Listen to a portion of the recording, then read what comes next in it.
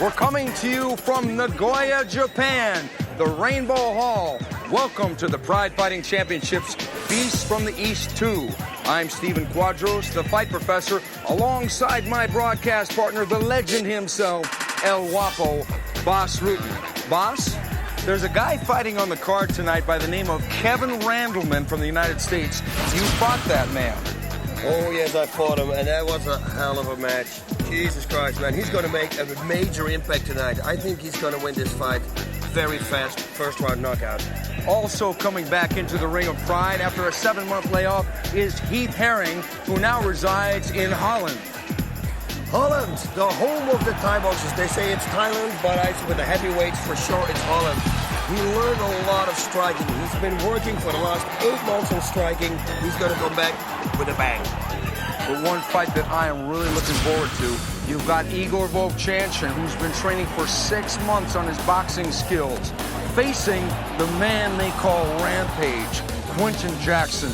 That's going to be a terminate fight. I really don't know who to choose in this fight. I mean, Quinton is very strong, obviously, Igor too. Quinton's got to take this fight to the ground, especially now we know that Igor has been working on boxing for 6 months. Would be a smart idea. Take the fight to the ground, try to beat him up there. But we have a grudge match. When you put a Gracie in the ring in Japan, many people want to see him lose. But tonight, Ryan Gracie is going in with bad intentions to avenge the loss that his brother Henzo suffered at the hands of Shungo Oyama. I hope that Shungo Oyama tonight is going to do his best. Last time he did a lot of tricky things. We saw him making kicks and we saw him making flips, but he really needs to hit his opponent this time. He lost kind of his face last time when he fought Henzo. He won that fight, but the people here in Japan thought he needs to show more. So he's going to be ready. He wants to knock out Ryan Gracie. So in that fight, I think we're going to see a lot of this by both guys. I predict that won't go the distance. So, without further ado, let's go down and see what's in store for us.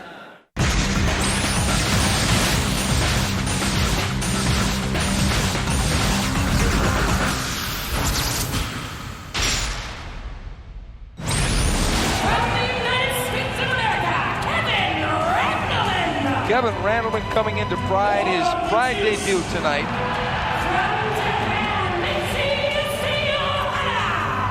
And he's fighting a guy that fought Henzo Gracie and lost, Michiyoshi Ohara.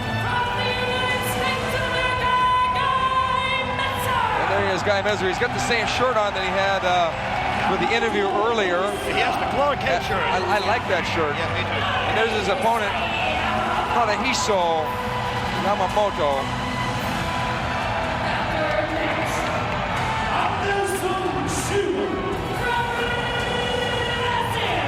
And the latest Silva to come rocketing out of Curitiba, Brazil, Anderson Silva. And you can say that again. And his opponent, the very popular Alexander Otsuka.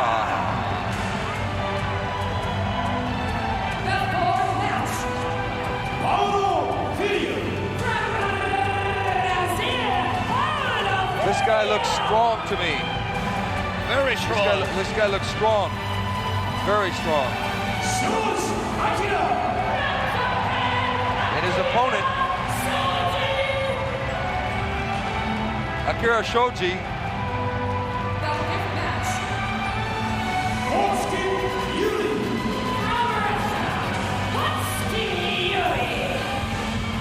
Yuri Kochkine from Russia. Heath Herring. Back in town to Texas. Crazy Horse.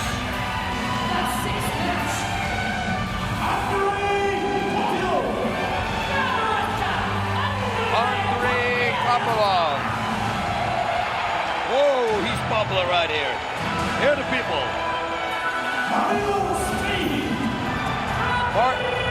Mario Sperry from Brazilian top team. He's got to do something tonight. He's here with a vengeance. He's got to win the fight. Yeah. Quinton Jackson from the USA. Quinton Rampage Jackson there with the big chain. Quinton has got his plate full tonight with Igor Vovchanchyn. Oh yeah. I don't know that I've ever seen Igor more ready than tonight. He looks mean and lean. Lean and mean. Oh, something's about to happen. Oh, we're still alive. Well, that thing. And there we are. I am Gracie in the ring. That thing almost hit me in the head. I was there for you, brother. I was helping. And he's going to face this man, Shungo Oyama.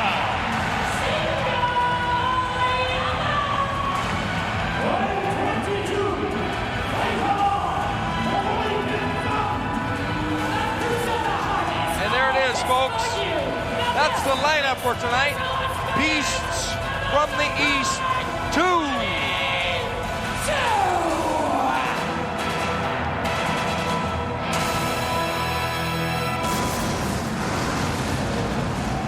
Excellent. What have you been working on lately? I've been working on a lot of stand-up because when I fought you, I realized that my stand-up was pretty suspect. So now that I've been working a lot more stand-up and a lot more ground game with my coach, mentor, Mark the Hammer Comey. That's a very nice thing, a very good and smart thing to do. How's your groundwork? My groundwork is getting really well. Before I was scared to be on my back. I'm like a turtle on my back when I'm on it. But now I move a lot more. I can't say I'm a jiu-jitsu guy or boss with the open guard, but I'm getting a lot better.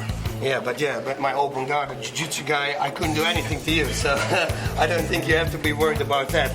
What is your game plan tonight going into the fight? Game plans like always. I'm gonna stand up today, and if I have to, I'll take him down and I'm gonna ground and pound him because that's my mainstay and that's what I do. Now, we know you're a very enthusiastic, let's call that. I call it more of a rage kind of thing person. What do you do to relax? I like to read a lot of books. I like to go. I like to play a lot of video games also. And especially since I'm here in Japan, I love to see the sights. I've never been to Nagoya, so I've been traveling around seeing a little bit of the sights. Very nice. Your wife, because you're married and happily married, I heard. Yes, thank you. What does she think of the whole fighting career? She loves it. She's more enthusiastic about it than I am. You know, and we've been together for so long. She's seen me. She's seen my ups and she's seen my downs. And right now we're on one of those highs. So we're just gonna enjoy this ride that I'm on right now.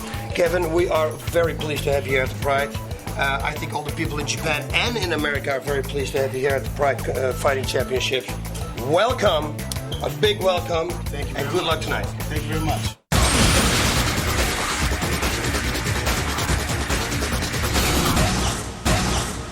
Okay, here we go. Kevin Randleman is as excited as you can get to be here in Japan. The monster, Kevin Randleman from USA. He looks strong. 177センチ、102.5 キロ。Ohara! Michiyoshi! Okay, and that's his opponent, Michiyoshi Ohara. I get the feeling that this fight may not make it past the first round. Same thing here. We predicted it a couple of times now, and it seems really to look like it. Look, Randleman is ready to go. He's on fire. Yeah, I think that there's a saying that we have, and it's called hot knife through butter. Kevin Randleman may be the hot knife, and the blonde, actually they're both blonde tonight, but they're not from the same family genes, obviously. Ohara, better watch out for the punches here. Look at this. Whoa. Randleman's going to throw that right hand. You can see it coming a mile away. There it is. Crack. Kevin Randleman's got to relax here because he doesn't want to use up all his energy in the first 10-minute round.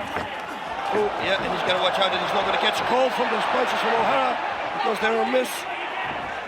Ohara leaning back very much like his fight with Gracie. Yeah, I think the best thing for Kevin right now, pull back and go to the punching again. He doesn't need to take him down, just punch with the guy. Okay, break. Good break, because we want to see some shots. Well, Look at Ohara. Yeah, Ohara's already got a bloody nose. Ohara wants that clinch. He wants that clinch, and I think a knee would be appropriate right about now, boss. Perfectly, man. You're scanning me. Nice body shot here from Randleman. Michiyoshi Ohara has Hidehiko Yoshida, the man who defeated Hoist Gracie in the Pride K1 Shockwave show, which happened a few months ago. And he's been training with Yoshida. And that's two judo guys, because Ohara comes from a judo background also. Yeah, but there's no way he can take this fight to the ground. Or Kevin has to get tired, but there's no way he's going to take his fight to the ground. Randleman's way too good of a wrestler to go to the ground. If it goes to the ground, Kevin will do it.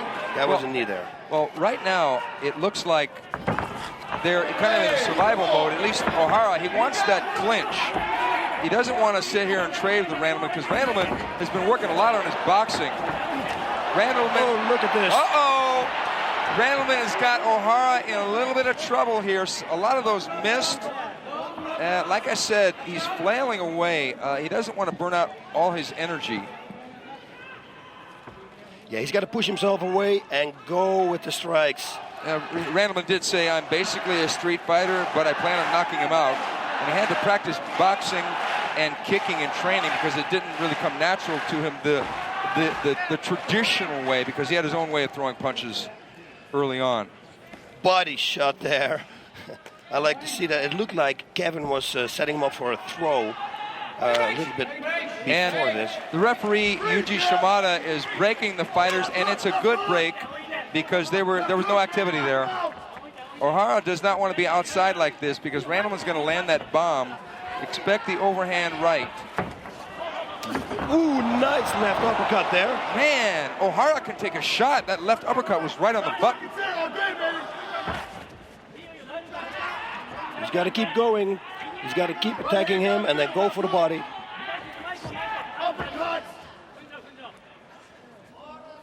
The knee would be perfect right here. Oh, man.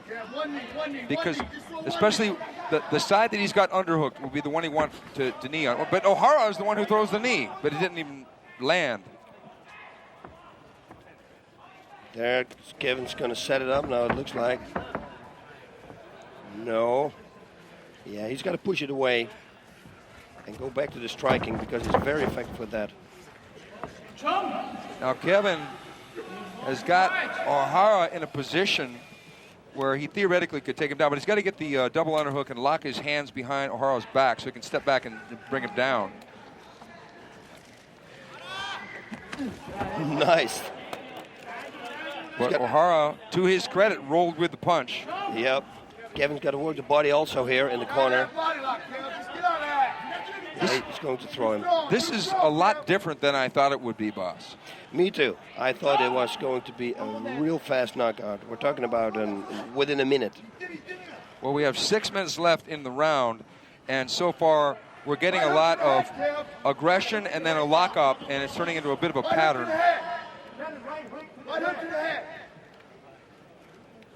It's deathly quiet here at Rainbow Hall, Nagoya, Japan. That's one thing I love about the Japanese audiences. They really, really watch for all the nuances. Ohara coming in with the right hand. It didn't really do much. Oh, nice right hook there from Kevin. It almost turned Ohara all the way around, but it didn't really knock him down or shake him. Ohara can take a shot. And another right strike. But he couldn't take that shot. Oh, man, Ohara doesn't want any more of this. Just as soon as I said Ohara could take a shot, Kevin proved me wrong, and I love it. I love it. Kevin Randleman threw that right hand. Ohara went down and tried to roll out of the ring. They got to restart it on the ground now, even though it's a yellow card. Yellow card. Okay, that's whoa. Yeah, Kevin is going to be dangerous right here. He's got to really jump on him. Yeah, that kind of surprises me. I thought they were going to restart it on the ground, even though he had a yellow card. But he's got 5 minutes time. He just got to pick his punches. Nice left hook there. We're halfway through the round. Now Ohara clowning around, but that is not going to win the fight. The yellow card is a warning. by the referee. They also deduct 10% of the fighter's purse if they receive a yellow card for an illegal act such as rolling out of the ring. If you get 3 yellow cards, you are automatically disqualified. Here we go. Randleman setting it up. Nice. Randleman coming and swinging wild and missing. Okay, I know his strategy. He's trying to deafen him or something and then throw him off with a war scream.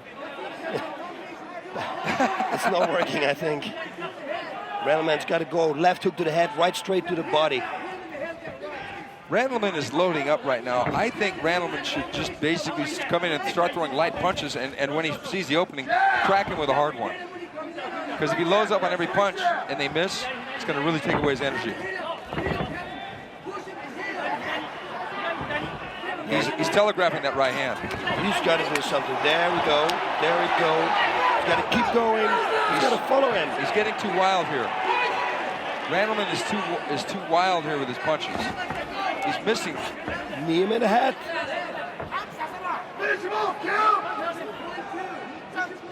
Whoa, it looks like Kevin is here. Tired.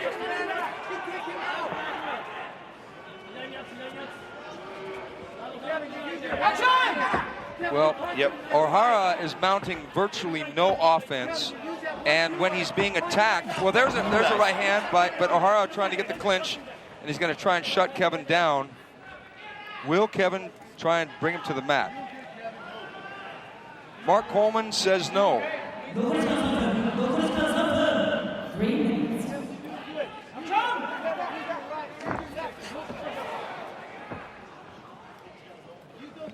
Kevin Randleman has former 2-time UFC champion and former Pride Grand Prix champion Mark the Hammer Coleman in his corner. One of the greatest fighters in mixed martial arts history.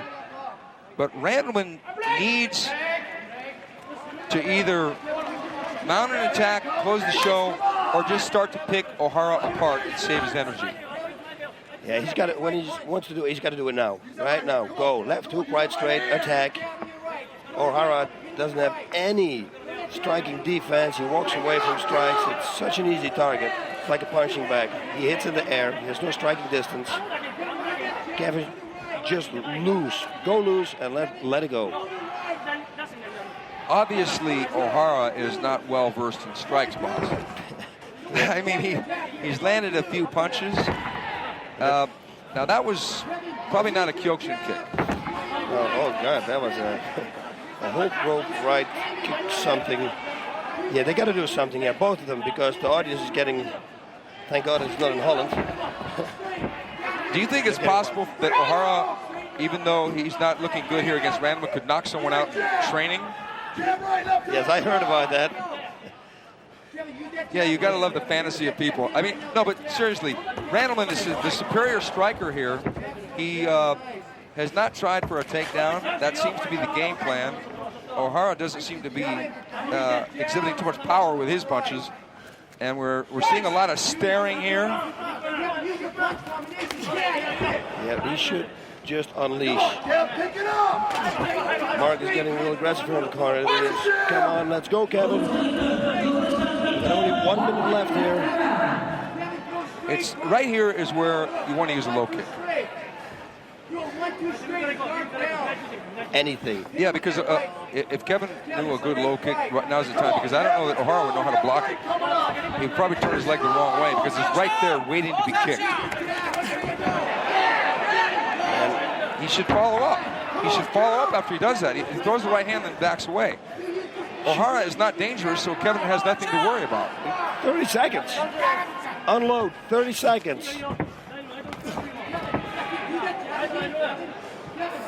Oh, this fight goes totally different than I thought it would be. Yeah, jab. He knocks him out with a jab. Come on. Go. 10 seconds.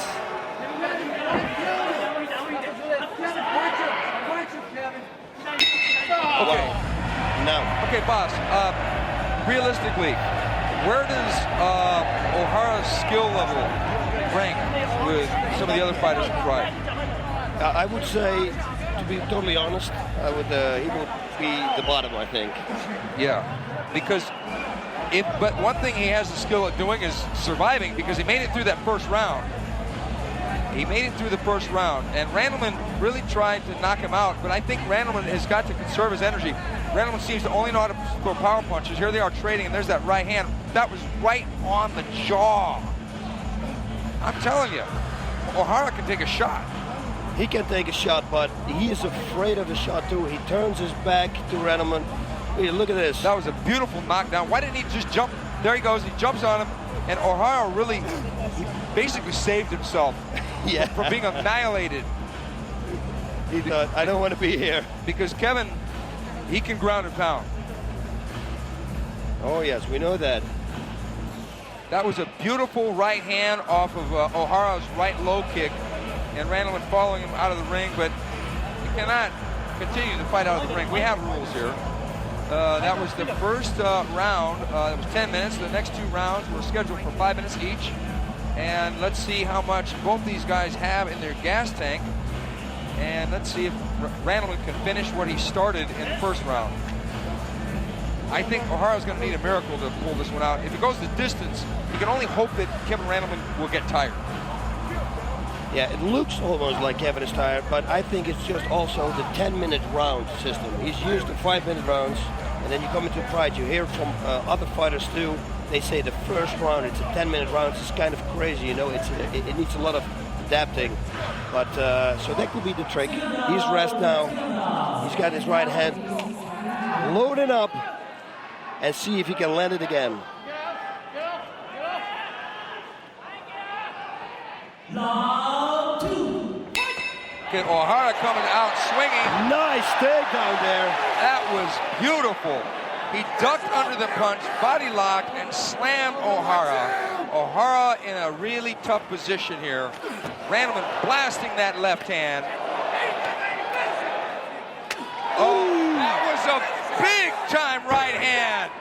Big-time right hand. Ohara crawling toward the ropes again.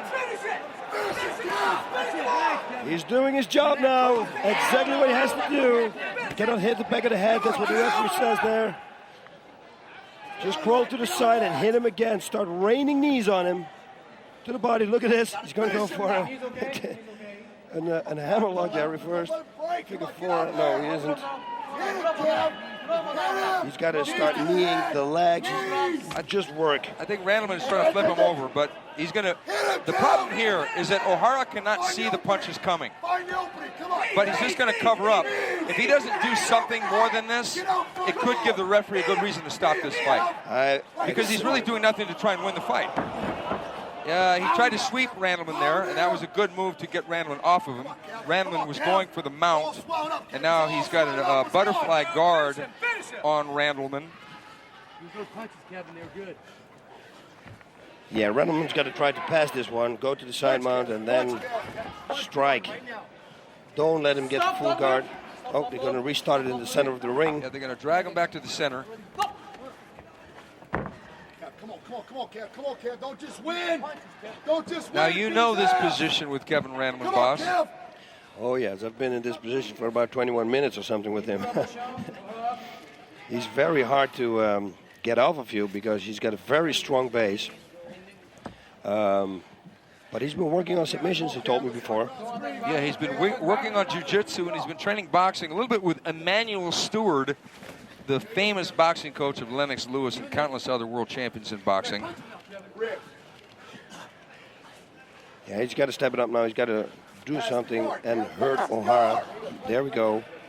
Kevin Randleman went on record to say that his fight with Randy Couture was his greatest, even though he lost the fight, because he thought he gave his best performance in that fight. And he said that he wants a shot at the Pride title within a year. And what title that would be, heavyweight or middleweight? I think that Randleman's going to come in at 205 and challenge for the middleweight title. Because right now he's about 220 in this fight, I think, huh? He said 215, so 215. I think he could drop that 10 pounds easily, because when he fought in the UFC, he was able to make 205 with no problem. Mark Coleman went on record with me one time and said, if Kevin misses a meal, he's 205. Wow. He's got quite a work ethic, Kevin Randleman does. Swelled up, he's all swelled up, finish him off. Come on, he's dead. Randleman told me that he has been a blonde since he started in mixed martial arts in 1996. Now, it looks like that blonde is growing in a little bit to the roots, though, in this fight. Yeah. Here we go, half guard. He's got to go work the body, strike with the right hand now to the body, and then set him up for the big shot to the head. Well, the frustrating thing for me is that Ohara doesn't seem to have a counter attack here at all. He's kind of just hanging on.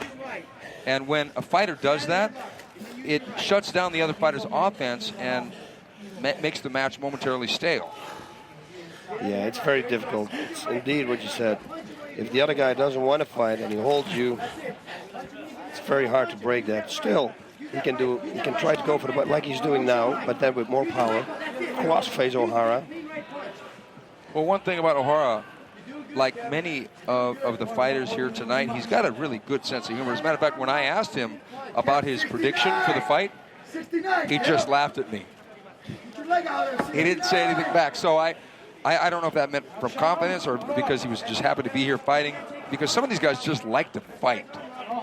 I don't know what the deal is with him, because he's a pro wrestler here, and he put everything on the line. He went into real fighting after his last performance, which wasn't good. Everybody told me that he trained real hard, so he's going to do way different than his first performance, but it looks exactly the same to me. It really does, Boz. You hit it right on the head. He said that he will not retreat, but to me, that's all he's done. Yeah. He tries to avoid the fight. Randleman here almost gets the mount. If he can pull that out here, his foot, like now almost. Randleman, boss, you know, because of that little introduction that you did with Randleman, a little interview, that was pretty crazy. I love that. He's a very explosive and emotional individual, but he said he's finally at peace. And almost seconds after he said that, he said that Tito, what did he say? Tito is... Do I have to read it now? Can we say this on TV? Tito is a Yes, we can, because like a What? That's what Kevin said. Yeah, Kevin seems to have a real axe to grind with UFC light heavyweight champion Tito Ortiz. I don't know what happened, but Kevin said to me, if Tito says one word about him, he'll get on a plane and fly over and kick his ass. Now, that's some pretty harsh words, but it's the type of business, the fight business, where promotion is everything. And that body slam just about ended the fight. Yep, right on his head, on his neck. Yeah, it's good thing for Ohara. All that instinctive rolling that he did with judo caused him to roll onto his shoulder. Otherwise, you could have been knocked out. We've seen people get knocked out from those kind of body slams. But that right hand, he cracked a right hand here. And I can't believe how Ohara could pick it. Like that right there, that was right on the button. But Ohara almost jumped out of the ring again. That second round was, aside from the body slam, was pretty slow. Let's hope that they can pick it up here. It'd be nice to see a solid finish by either guy. So far, Randleman is in complete, total control of Michiyoshi Ohara. So I would have to say, as I said in Championship Chaos last year... Give it to me, baby. I'm going to have to say this one more time, folks. Ohara's treachery has disgraced us again.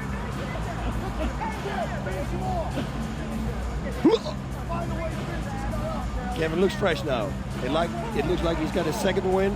Ohara doesn't look real good. Man, what's going to happen? Huh? I don't know, but if I were Kevin, I would just keep it standing and just play around with him and pick his shots. Get in close and pick his shots. Get him on the ropes, go to the body, and hook to the head.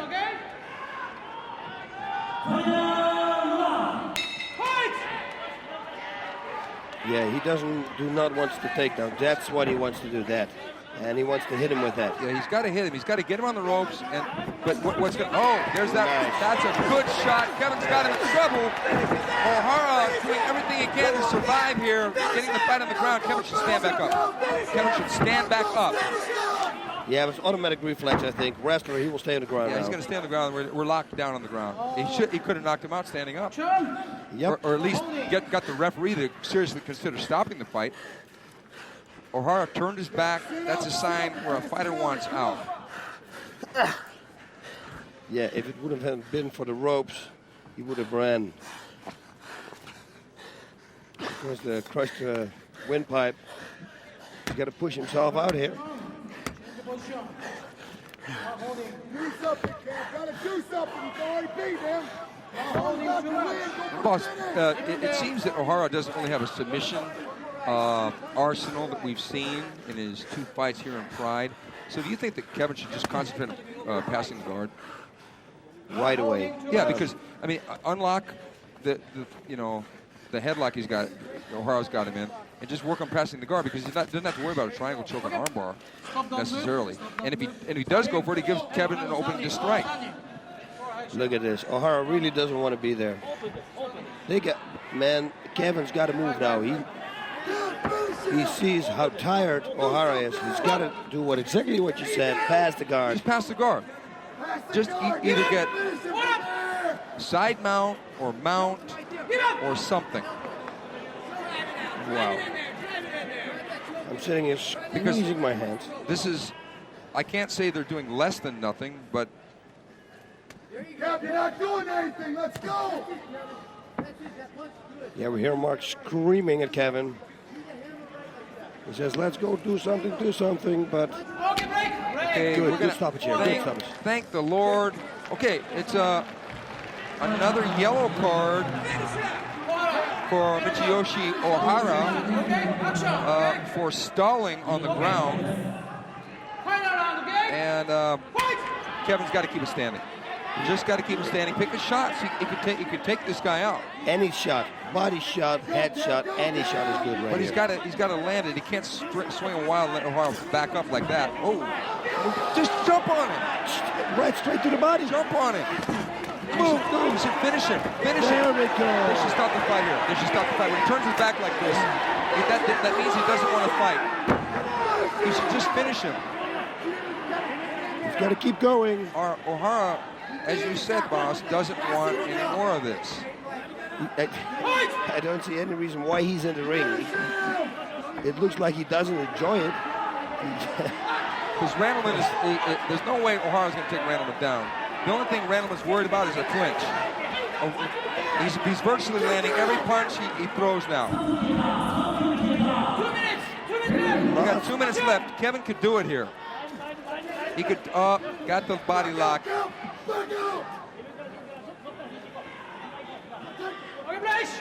Good, I'm glad. I am Thank glad. God for you, G. Thank you for the restart. G. What's this? A drop scissor kick? Just back up, Kevin. Back up.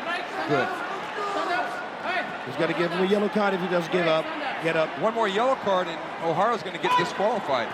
Oh, man, front kick, anything. There, go. She should just go. He should start blasting punches. And I don't think Kevin should worry about power here. Because if he throws enough punches, the referee would stop the fight. He just start throwing light punches and just start hitting him. That was a good one. Because he's trying to knock him out with one punch.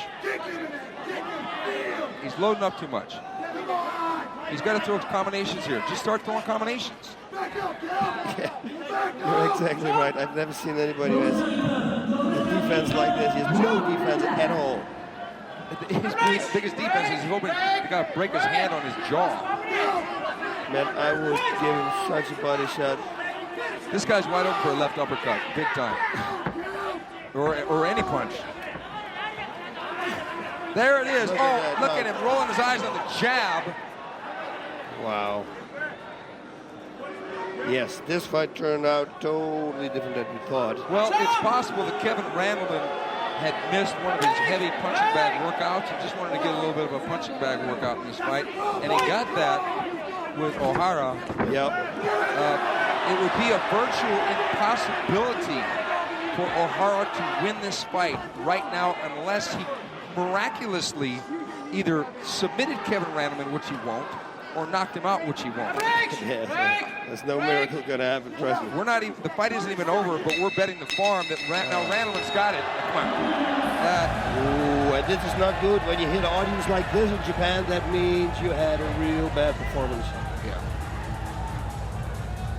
Yeah, but Kevin was trying to make the fight. I think Kevin learned some lessons in this fight. What did Ohara learn? Ohara learned that never to go back.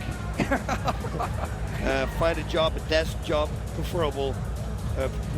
But look at this. He has no defense. He looks away. It's yeah, he has no business here whatsoever. Yeah, it's just.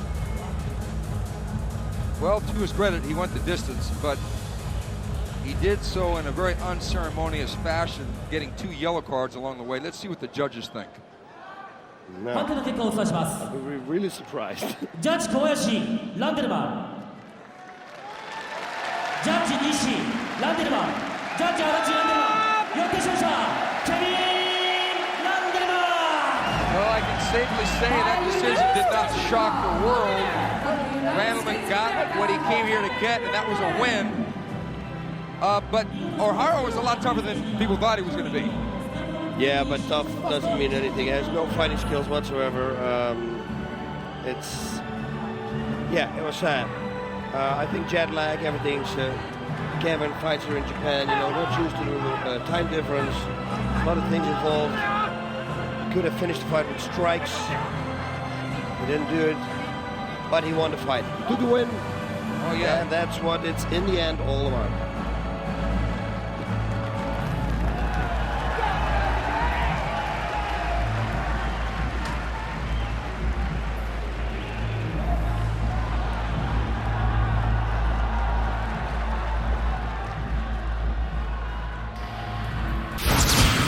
Lions Den fighter Guy Mezger could easily be mistaken for Clark Kent, but his opponent, Yoshihisa Yamamoto, better hope that he doesn't put that Superman outfit on.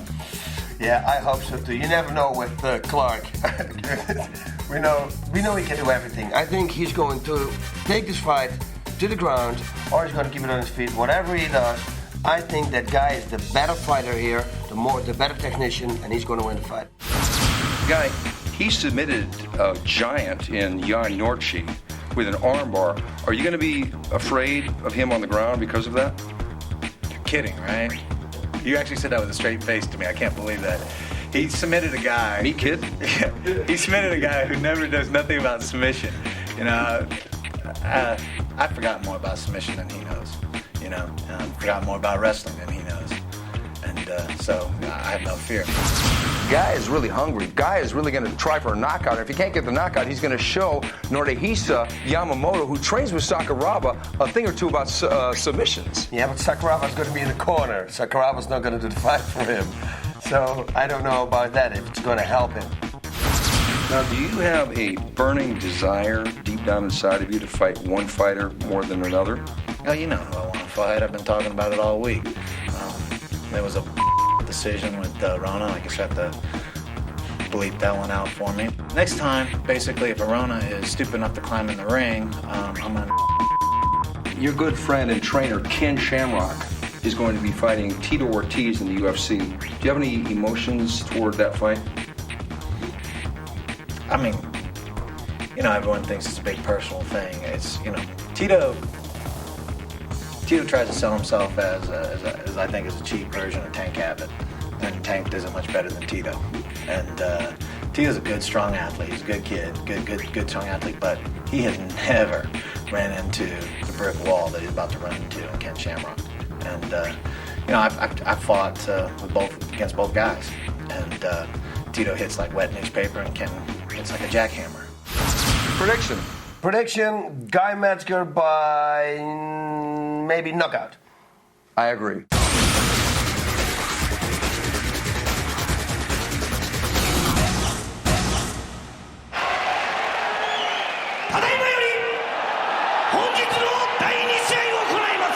And now for the second match. 大コーナーより、大メッツァー選手入場です。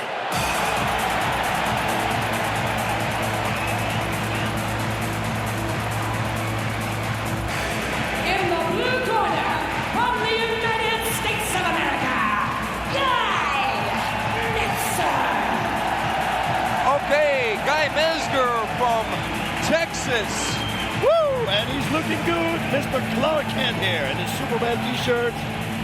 Yeah, you know, Guy Mezger has not fought in the Pride Fighting Championships since the last Beasts from the East. And he wasn't real happy with the decision loss that he got with Ricardo Arona. So I think he's got something to prove tonight when he steps in the ring with Yoshihisa Yamamoto. I think so too. I gotta say, Guy has many times controversial losses. Man, this crowd loves him. Oh yeah. Did you see that jump? Superman. And there he is, Kazushi Sakuraba, who will be cornering Yamamoto. That's cornering, that is, yes. I hope he's going to do good against this guy here.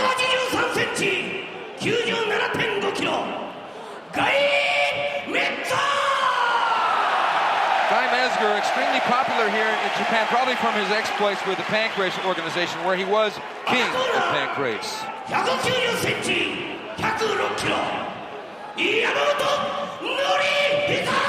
And Norihisa Yamamoto coming from the Rings organization.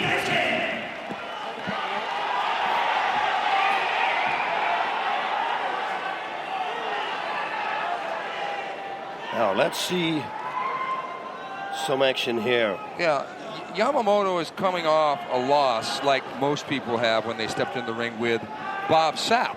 Yeah. Which he was a tough victim to Bob Sapp. It was April of this year.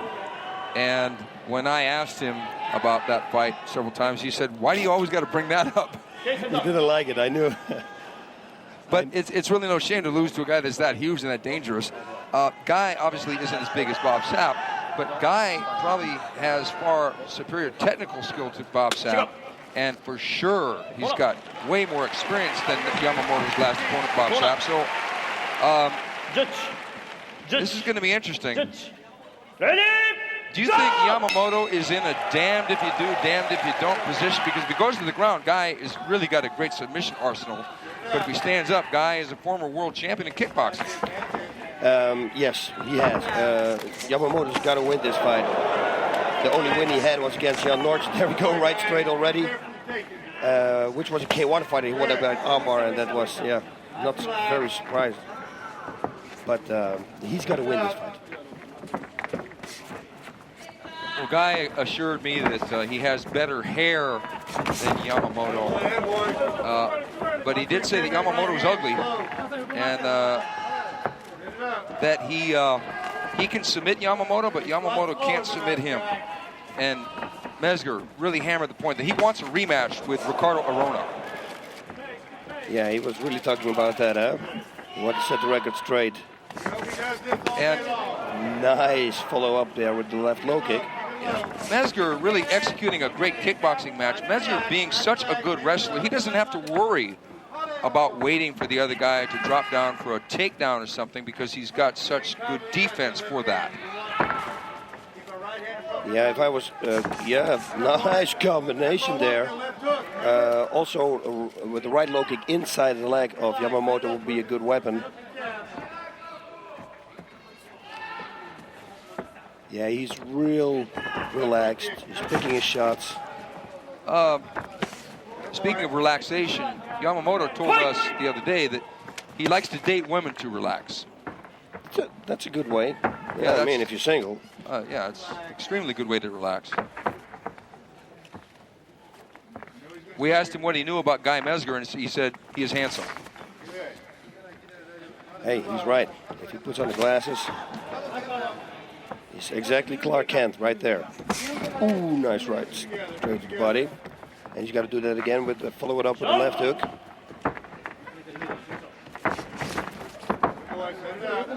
Yamamoto did say that even though he didn't know much about Guy Mezger as a fighter, that Sakuraba, his corner man, knew quite a bit about him because they fought a couple years ago.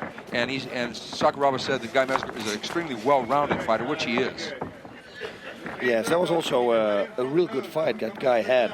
I actually thought that he won that fight. There was some strange things going on at that time. They said it was going to be 1 round, but then suddenly it changed to 2 rounds. And here we go. He's looking for the shot now, Guy. Yeah. With Yamamoto being a southpaw, it's going to be that straight right hand that's going to do damage. And Guy Mezger has got a great right hand. As a matter of fact, Guy Mezger put Chuck Liddell on the deck with that right hand. And that was last year, and it almost knocked Chuck out. Of course, Chuck came back to defeat Guy, but Guy can bang. Oh, yeah. That's combination again. That's the thing about Guy. He's got good combinations. I would work the body. Yeah,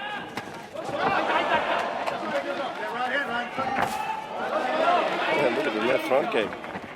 Okay, boss. Yeah. Realistically, if Yamamoto beats Guy Mezger, that's got to be considered an upset. Totally. I can't see it happen, but that would be a total upset.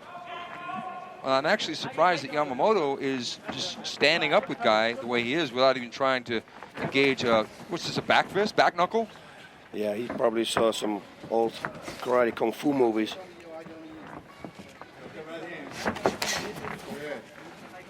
Yeah. He's keeping his distance all the time, so that's a good thing that Yamamoto is doing. Yeah. It's impressive that he's using that distance and that movement around. He's not backing straight up, he's moving around. Yamamoto exhibiting a little bit of confidence here, even though he's losing the stand-up game. Nice. And he's getting lumped up as a result. Yep, that right straight, if that comes a few more times, it's going to end the fight. There we go, left hook, nice hit. Great shot. I should go to the body also, right straight to the body. I followed up with the left hook to the head. It's perfect for somebody, an opponent who fights in the southpaw stance. Yeah, Guy Mezger is a Lions Den fighter, and that is Ken Shamrock's well-known gym. And he said that he has got so much respect for the master instructor there, Ken Shamrock. Looks like Guy got thumbed. You get thumbed accidentally? Accidentally, yeah. A finger or a thumb in the eye. Yeah, but he's okay.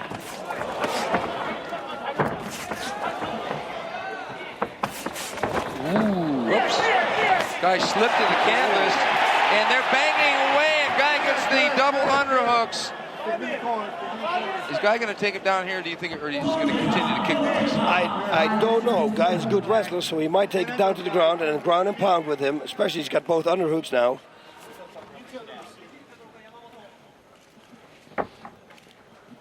Mezger said that he gets more damage sparring than fighting. It's true. I think in every great school, every great gym, you spar hard. And that's most of the time. It takes more of the body. You spar more rounds. I mean, every training is, 10, 15 rounds at least. And we got a fight. It's a 20-minute fight. So he's absolutely right in that.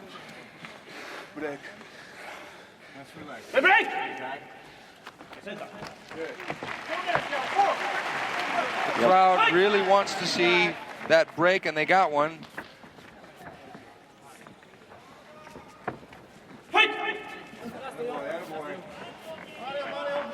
Yeah, especially now.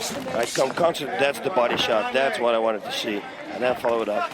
I think Yamamoto's signature win so far in his career was against Valentine Overing. But I would have to say that Guy Mezger's signature win was against UFC light heavyweight champion Tito Ortiz, who had choked out with a guillotine choke. Both men really do need to get a W tonight to really continue further in the sport.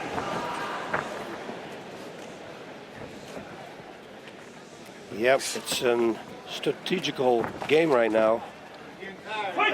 I think this is almost like the opposite of the previous match we saw, where Randleman came out and loaded up on every shot and missed quite a few of them. Mezger is picking his shots and trying to set up the big. Nice. That was good. Kick to the head. Good left high kick, and Yamamoto's in trouble here. Mezger got a clean knockdown with that right hand, and Yamamoto should be tying up Mezger here. He should be tying him up into a clinch, because he doesn't want to try and box with Guy Mezger in close on the ropes like this. Nice there. Oh, he could take a shot. And Mezger backing up, content to try and pick Yamamoto apart. You're tough. You're tough. Yeah. That's what he said. That's exactly what he said. Yamamoto is tough. I'm actually gaining more respect for Yamamoto for his performance, even though this is not his game. And the good thing about Guy here is he keeps sticking to his game plan. He's going with the right straight to the body. I'm telling you, if he's going to hit it again, this is good for him. Knees, good to the body. Yamamoto's getting more tired. That's what you want to hit. Bring the hands down. Whoa. And Yamamoto's keeping pushing it. Ooh, there's Guy got caught. A little punch. Whoa, nice kick. Spinning back kick. I love that move. Yamamoto got in a little too close for that strike to have a lot of potency, but still, Mezger went ahead and threw it. Nice right straight again. You see Yamamoto's feeling it. Telegraphed that kick. Mezger leaned back and missed easily. 2 feet. Nice. Well, one thing I got to say about Yamamoto, he's countering when Guy Mezger steps into stroke, even though he's missing a lot. Yeah, one thing for sure, his training with Sakuraba has paid off. Yes, it has.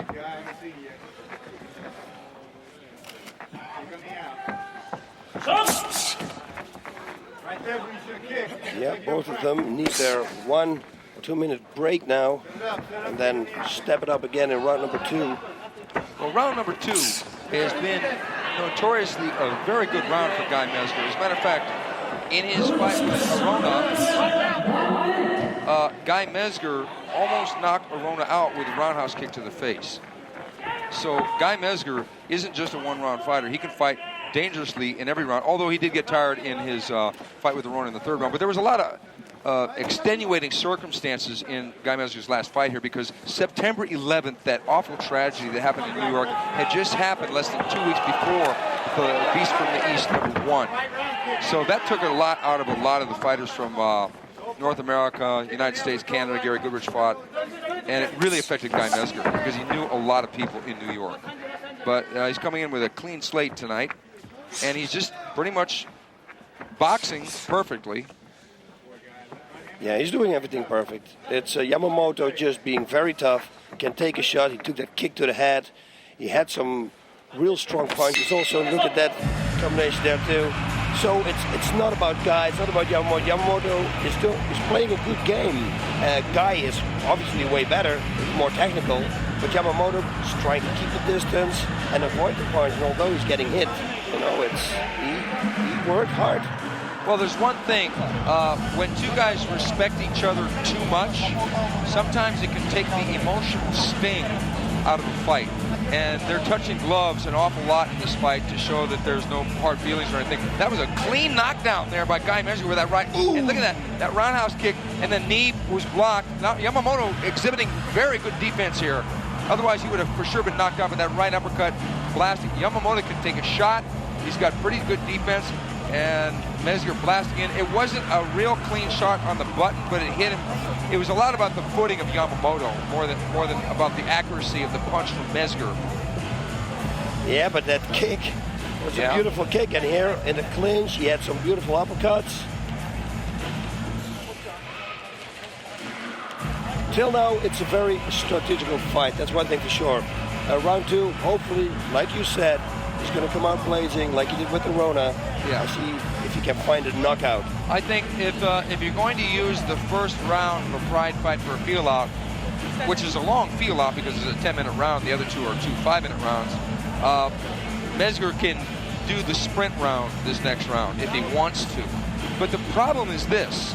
Yamamoto, even though he's got basic skills, is fairly good at lasting and defending and even countering a little bit. He hasn't caught Guy cleanly, but he's been throwing counter shots. Yes, and that makes it for your opponent, for Guy, you know, not so free. You don't want to attack that much because you know there is a counter, and if the counter is going to hit you, there's always a possibility of going down.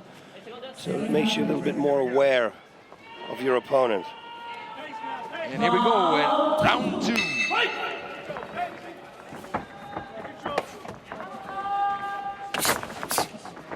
Uh-oh. Looks like we had an unintentional low blow. Yep. Right on the A of the UFC. Right on the A.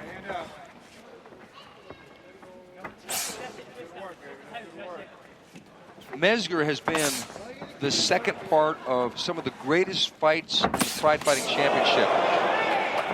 When he fought Sakuraba, it was a great match. When he fought Vanderlei Silva, it was an unbelievable match. When he fought Chuck Liddell, it was an unbelievable match.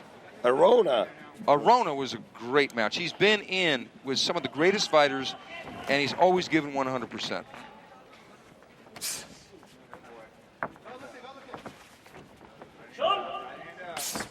Do you think it's possible that Yamamoto, at this rate, will go the distance with Guy Mezger? Yes, I think it is. He's clearly trying to avoid the real strong punches. But Guy isn't pressing the action either. No. He's not pressing the action. I think he should be more aggressive here. Yeah, but he's picking his shots. You know, he knows there's not a round. Not a 5-minute round, so he's just picking his shots. Well, if you're going to go for fight of the year, you're going to have to do more than pick your shots, though. Yeah, that's true. Whoa, look at that.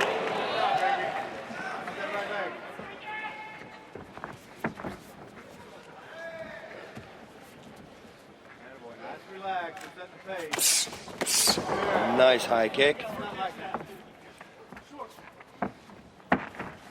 Yeah, inside low kick would be good.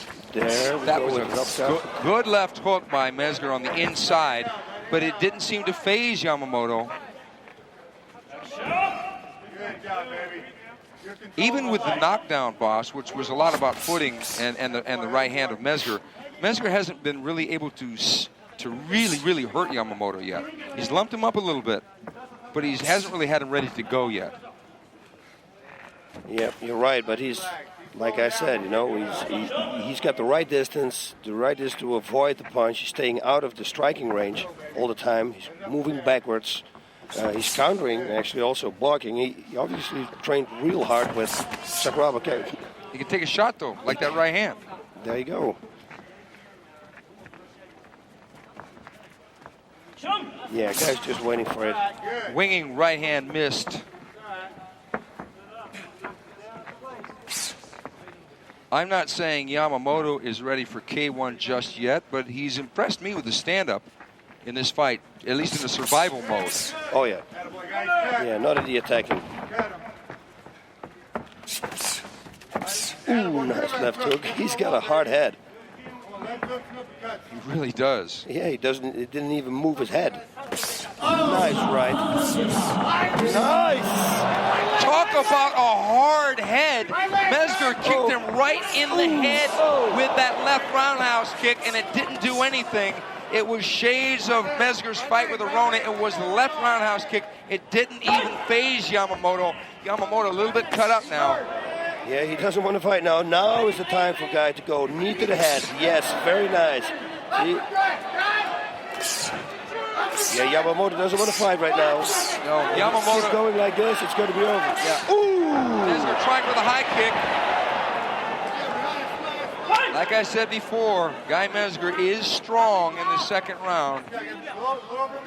And right when he was starting to lull Yamamoto to sleep with technique, he blasted him with power. Good thing that left roundhouse kick wasn't a shin kick. Otherwise, the fight would have been over. He caught him with a foot. It was beautiful. We're going to see the replay of that. And that's going to be beautiful. That's going to make somebody's highlight reel. Yep. He's got to go now. Ooh, and another high kick. Another high kick, barely clipped Yamamoto pulling back.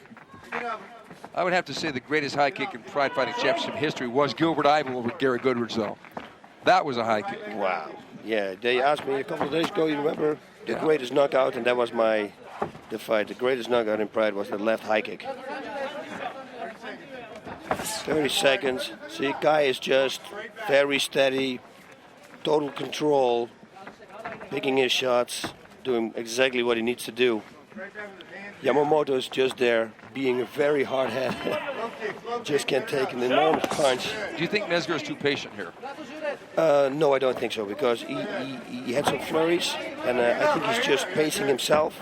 And then so he has, especially against his fight against Arona, in round number 3, that was his worst round, and he doesn't want to have that anymore. So he's pacing himself. But realistically, Yamamoto's no Arona. I know, but you know, if you throw yourself all the way out in round number 2, even though Yamamoto is not an Arona, it could be very big trouble for you in round number 3. Right. So no, Guy, the experienced fighter that he is, I think he did the right thing. Here we go, and we're going to see the highlight here of Mezger cracking, and it was, thank God, it was only the instep, folks. It looked great, but it didn't land with the kind of power that you needed for a knockout.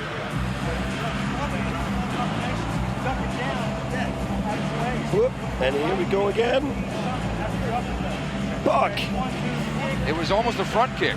Yeah, a front nose kick. It was a punt kick. Round number 3. What's going to happen? Well, a lot of people thought that he was going to go right through Yamamoto in the first round and just clip him quickly, but that has not happened. It might be largely due to that man on the left, Kazushi Sakuraba.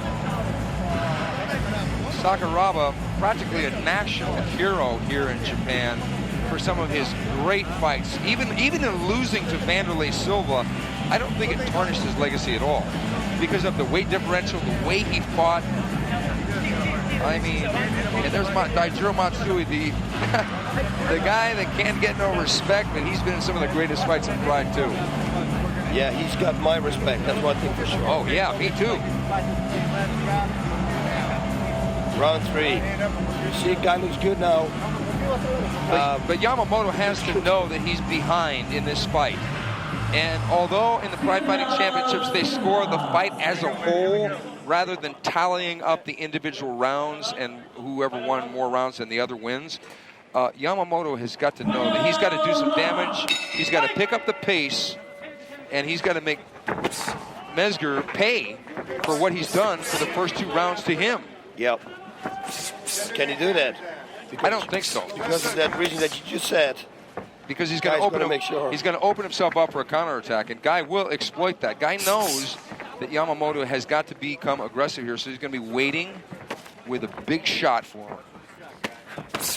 There we go. He's going to throw right uppercut more. If he ducks that way, it'll be a good hit there. Right uppercut, left hook. Good see there. Nice left hook. Well, Yamamoto has never really been stopped by a regular human being. He has been stopped by Sammy Schilt, who's 7 feet tall. Oh, they're brawling here. And he has been stopped by Bob Sapp, and he was also stopped by Ricardo Moraes. But most of those guys are like in another species. They're so big. They're 300-pound guys, 6'5" to 7 feet tall, who knows what. So he knows what it's like to be blasted by, a battering ram. So Mezger has had to put together his shots to lump him up, bust him up. Got the knockdown in the first round.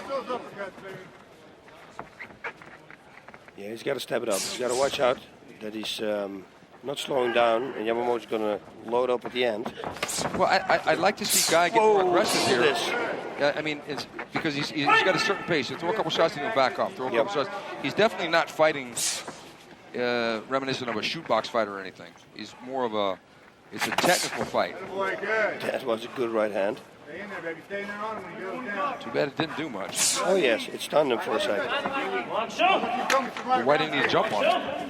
I don't know. It's like he's not. It's like he doesn't want to. If he lands another one like that, he could finish the fight.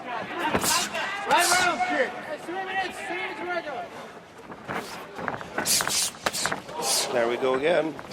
Got to keep going now, but it's 3 minutes, and you heard that. Kick him! What happened? I don't know. This could be the end. I mean, there's scientific fighting, but he had a clear chance to win the fight with a high kick. Yes, right high kick. Nice. I mean, it's like the guy's got his hands down. Why doesn't he just throw a high kick? Right or wrong? You're right, but I think, listen, when I fought Kosaga, I told him in my state there also everybody say, oh, why is she waiting? Why is she waiting? I just told my corner, tell me 1 minute. When I got 1 minute, I throw all my energy out and I go for the knockout, and I did. So maybe that guy's doing that there. That's the right uppercut again. He's got to follow it up, but still, 3 minutes is a long time. But this fight is quite a bit different than your fight with Osaka. That is true. That's true. Yamamoto is done. Yeah, Yamamoto hasn't really been offensive, for the last round and a half, at least.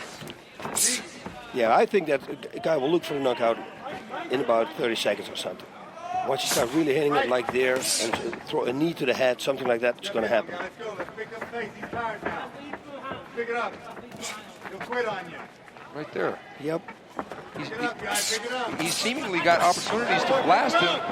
Yamamoto really rolled with that kick. You got nothing left. You got nothing left. Left hook. Uppercut to left hook. Get in there on him. They got to fight. The referee's saying fight. Do you think it's possible that Mezger didn't train as intensely for Yamamoto because he didn't have the kind of respect he did for him as he would for Arona or Vanderlei? No, I think he did. I think it just everything together. People don't realize once you're standing in that ring, you don't have unlimited energy, and he looks fresh. Unless you're ninja. Unless you're ninja, yeah. You're 21 years old. I'm not 35. So people, he may look fresh, but he can be real tired.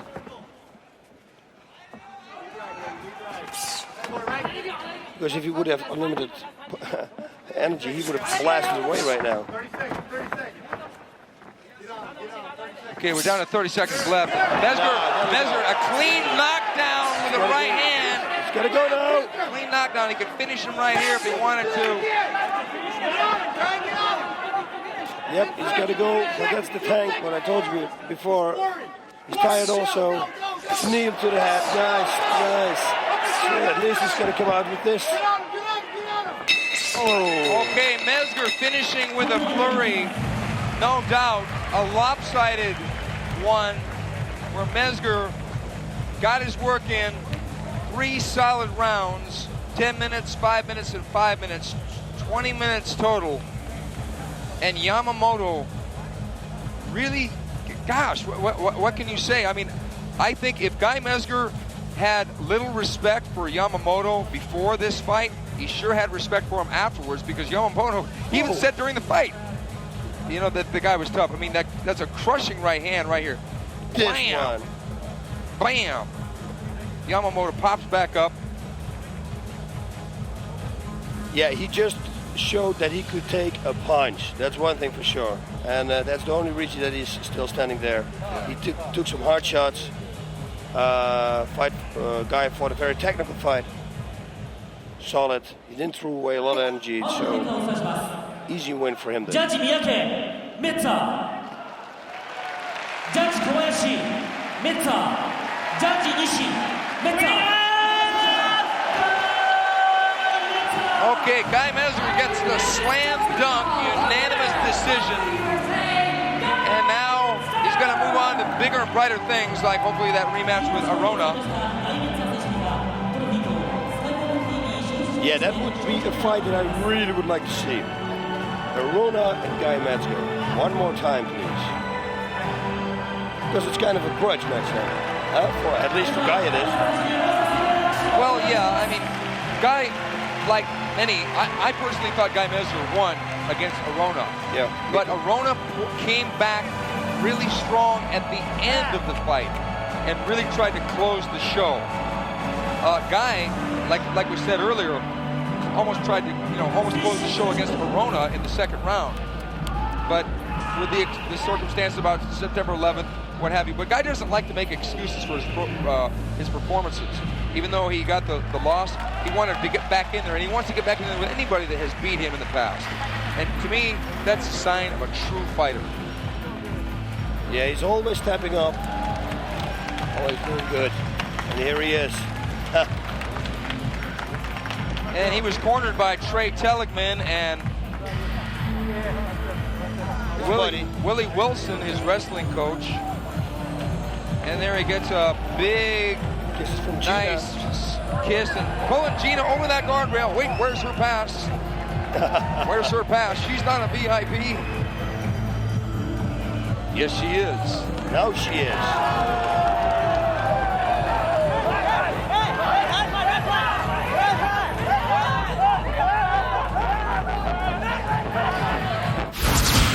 Alexander Otsuka has never shied away from a tough fight, but he's going to have a really tough one tonight in Anderson Silva. Oh, yes, he's going to. We saw Anderson Silva last time. He kicked Alex Stiebler with that left high kick to the head, and that was pretty much the end of the fight. Can he do it with Otsuka? I don't know. Otsuka is probably going for the takedown right away because that's his only key to victory. Because otherwise he may have to get a job working for Everlast as a punching bag. I got to go with Silva by TKO, boss. Yeah, I think the same thing. Maybe, or maybe knockout. Yeah, TKO.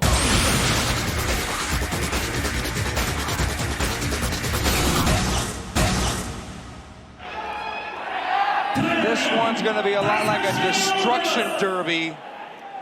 I love that wrist thing. Yep.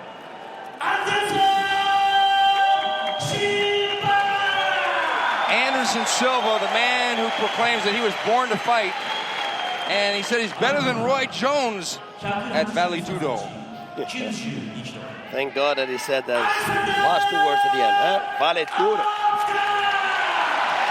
Alexander Otsuka, the former pro wrestler. He does not do pro wrestling anymore. He lists his chances as 50-50 to win this fight.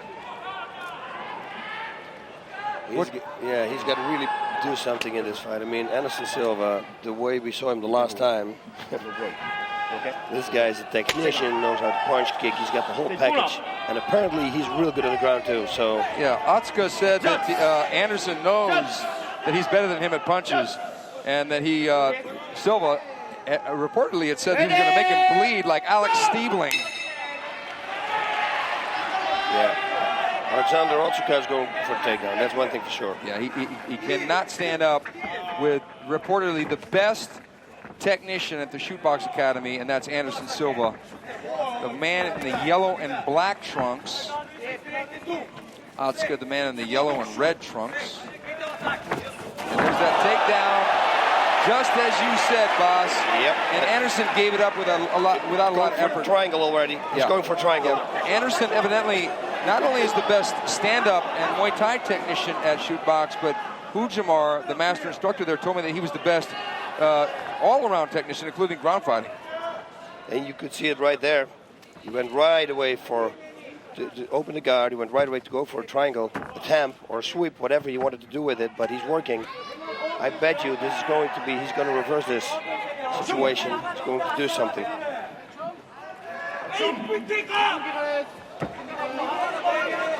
There we go.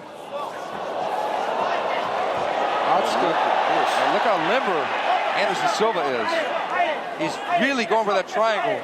Yeah, or the armbar triangle. There we go. Whoa. And he doesn't let him pass it. You know, Alexander broke it, but he doesn't let him go to the side mount. That is very good. Well, in Silva's last match, he got a real early stoppage with that left high kick over Alex Stiebling, and that cracked Alex and cut him really bad. Now we get to see what what Anderson can do on the ground. And so far, it's been fairly impressive. Yes, it is. Because he's not static. He's trying for something, whether it be a palm strike to distract him as he's doing now, or as you said before, the triangle choke from the bottom. Yep, and you said it before in this, the fight before this, Shootbox people, they're always in for excitement. They're moving, they're working, full of stamina. Look at this, slam bam, thank you, man. Good move by Otsuka. He's trying to pass the arm again, you see? Yeah, oh. He's making it a sweep, watch this. Oh no, triangle going. Oh, he's got it, boss. He's got it. He's going to get it. He's got it. He's got it. Otsuka will be forced to tap out here. He's moving around. Otsuka really defending here, but I don't think he's going to be able to do it. No, right now he's in a safe position still. Silva has to bring his arm, Alexander's arm over to the other side. Silva's got to look out for the left knee, though. The left knee. This Alexander is studying good. Whoa, look at this. He's gonna... Alexander Otsuka got right out, and it looks like he's almost got right back in. The escape is in the Bass-Rutten Big Book of Combat. I'm telling you, knee on the head, exactly the same escape. That was beautiful. Otsuka did the right thing. He turned the right way. As you said, he used the knee. We got 7 minutes left in this beauty of a grappling contest. Yeah, this looks real good, and I see a turn coming up. Oh, I almost thought he was going to twist it to the right. Boss, your whole career, even though I consider you a master of submissions as well as striking, everybody fixated on the fact you were a striker. Similarly, the shootbox guys, they always figure they're Muay Thai, they're going to be bangers, they're going to go out there and try and knock people out. But we're seeing here with Anderson Silva that not only are they well-versed in submissions, but this guy is really painting a beautiful picture here from the bottom. Yeah, a Van Gogh, so to say. A Rembrandt. Let's keep it way up there. Salvador Dali. No, let's keep it Dutch. Oh, you're going to start with the Dutch thing. The Dutch painted, baby. He's got this half guard right now, Alexander Otsuka. But, you know, that's a position you can be reversed in if you do the wrong thing. Well, Otsuka, now that he's out of pro wrestling and committed full-time to fighting, has showed some improvement, at least defensively. Because it looked like that triangle was sunk, but then he moved him around. There we go for the sweep. Good defense. But you can see now, Anderson went for the sweep, and Otsuka defended. He did, and it was good. He defended it very well. Otsuka, he's constantly, Silva's constantly looking for something. One mistake he sees, tried to pass the arm again.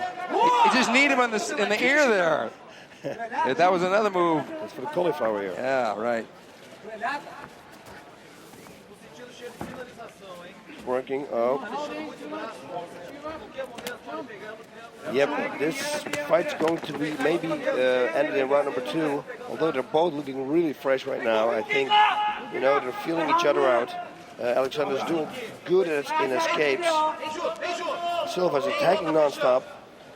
It's a beautiful. Look at this. That is absolutely nice. What a move, but he's not in a good position here. And the cameraman. A little creative work by the cameraman. Yeah. Maybe he was getting triangled at the same time by somebody else. Yeah. Anderson, now he gave up the guard. But he tried something. That's the point. Yep. He's got the confidence to assert himself in positions that potentially could be dangerous. No, he's got nothing. But look at this escape. He's going for a leg lock. He's going for a leg lock. Definitely he's going for the leg. Look at this escape. Look at this. Silva is just having a blast here at Nagoya Rainbow Hall. He's going to get his back. He's going to get his back, boss. And he's got a triangle, buddy triangle on him now. This is not good at all for Otsuka because, as you said, he's got the lock around the body. It's very difficult to get out of that. Impossible to see the punches coming. Yep. If you want to see escape, though, you got to refer to the boss with the Big Book of Combat. Who wrote that book, boss? It was a very famous writer. They call him the Fight Professor. Oh, but it was. Oh, yeah. Well, I got to admit, I was part of writing that book, but it was all you, baby. Look at this. Great movement, both fighters. This is going to be very difficult to escape for Otsuka. Although Anderson's got real tall legs, which gives it a little bit more space for Otsuka. Nice. But Anderson blasting those uppercuts under the armpits. Going for that choke. He really was going to go for it there.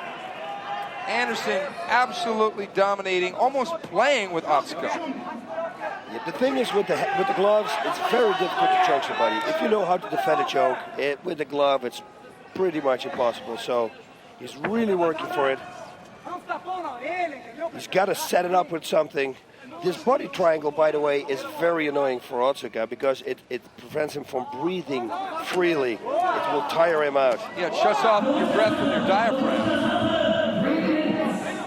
3 minutes left. Look at this. Takes his time, picking his shots. Whoa. Now it looks like it almost slides under. No, Otsuka still got it. No, it looks like he's got it. He's got it. No, he got out. Whoa, and he right away goes for it again. Got his chin down. Yep. Anderson trying to pull him. Oh, and it looks like he might have him here. Even though he's got the chin down.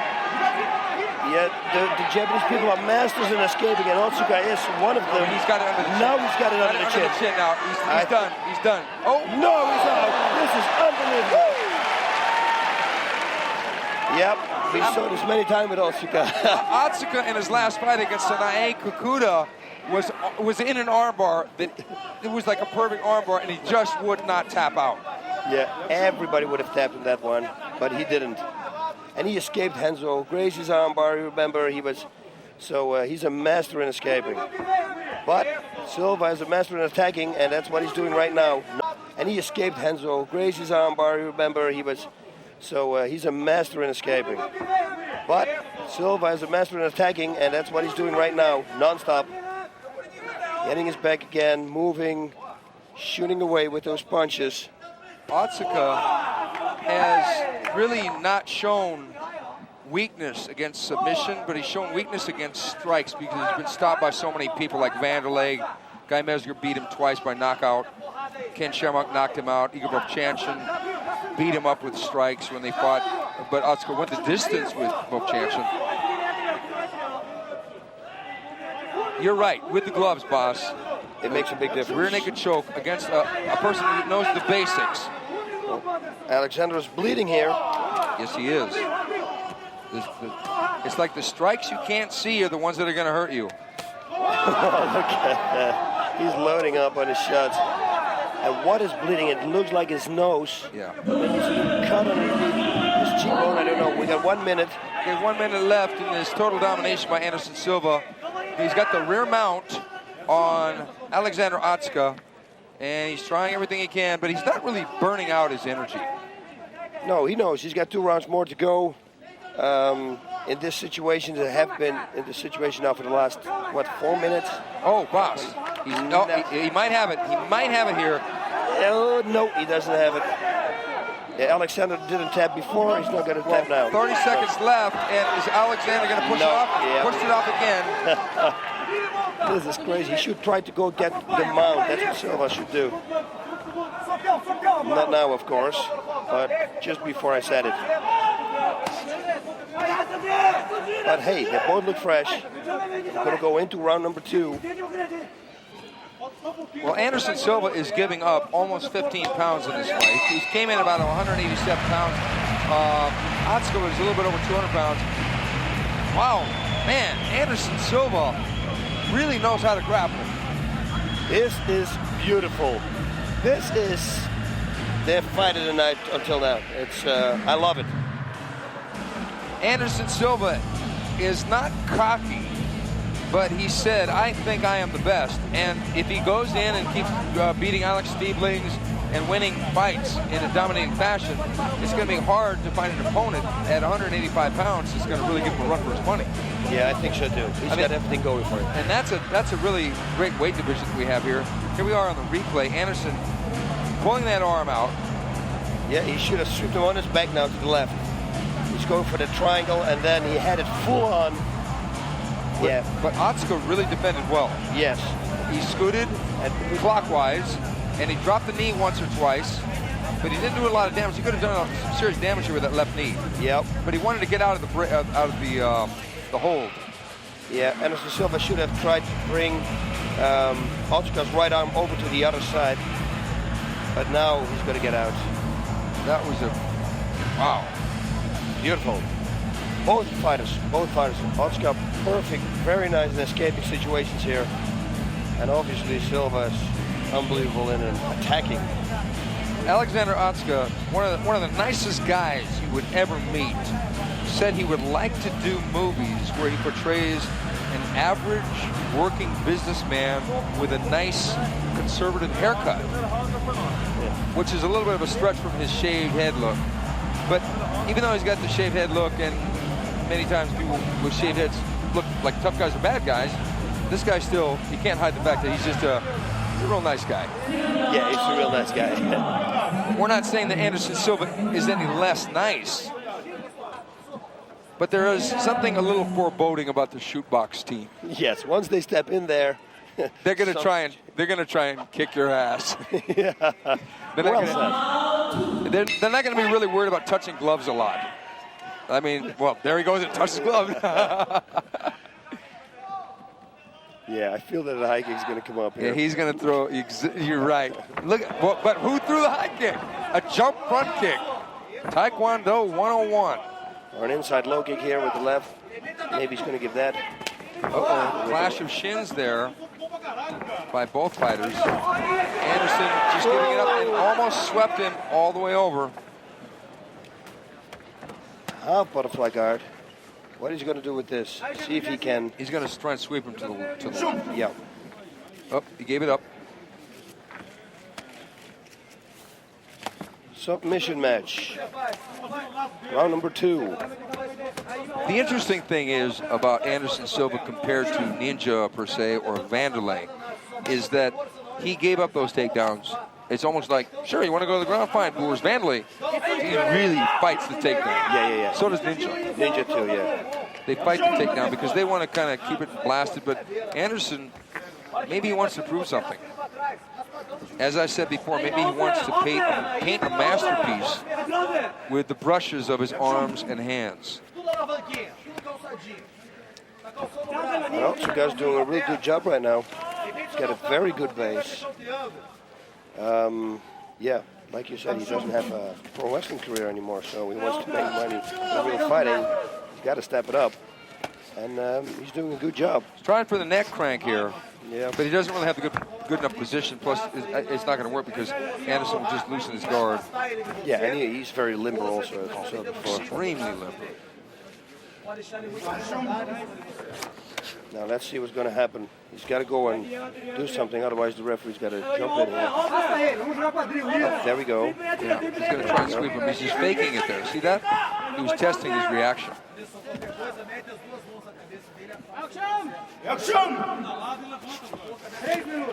Yep, if nothing happens more than this, okay, this is good.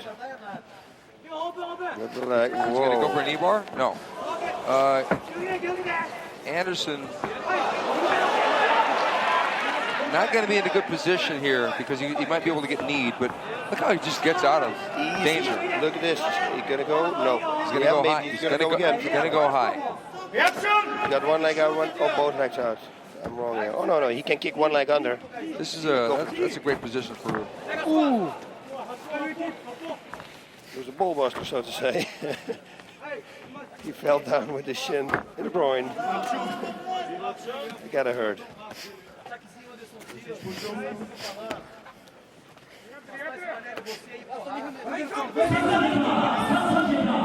Two minutes left in this second round. It's really kind of surprising. Yeah, I would have thought of a submission in this round, or something to happen in this round. But it's very difficult to fight a guy who's got a very good base, and he just sits in there. And I don't know what Alex tries to do that with it stand up, because it's gonna open the guard. But Alex staying busy, elbowing to the body.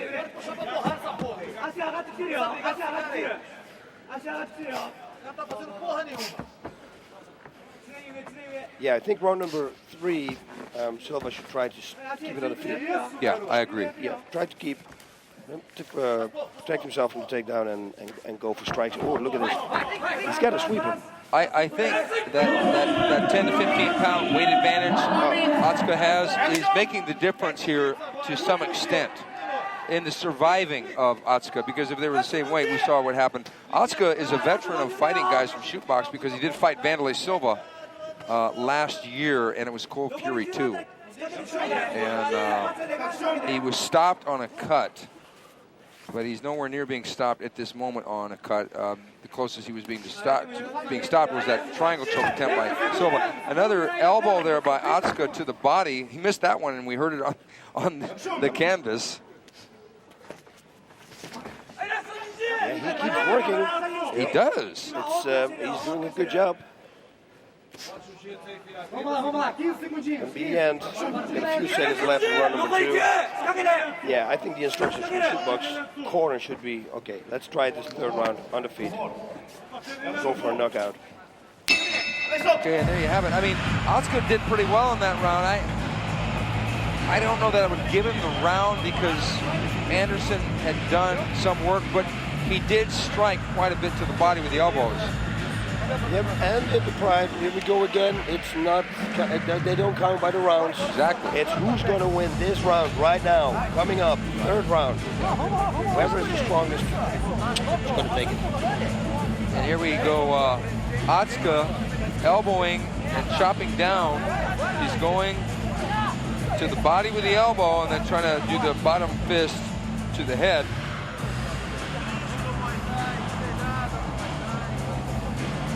Not a terribly active round compared to the first, which was right up there with Matsui, Carlos Newton in some ways. Yep. But we got round number 3. Yeah, round number 3. I'm betting that we're going to see an aggressive Anderson Silva, and I'll tell you, Otsuka is not a guy to back down. No, and if you do be too aggressive and you attack too fast, Otsuka's going to take you down again. So we really got to watch out here. He doesn't want to take this fight to the ground anymore, or he's going to be land on top. I think because Anderson has been taken down both rounds, that he should not worry about kicks. He should box. He should go out there. He's got a great right jab. He is a southpaw. He's got a great right jab, as we saw against Stabling in his last fight. I think he should box and try to get Otsuka out of there with punches and then set up the high kick. Because you know as well as I do, if you just go out there and throw a high kick, it's pretty easy to see it coming.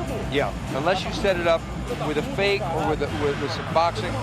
And I think that's probably what Vovchanchyn might be telling him. Yeah, look, just go out there and kickbox this guy. Yep. And if it goes to the ground, you got to be on top. Do anything in your power to get to be on top.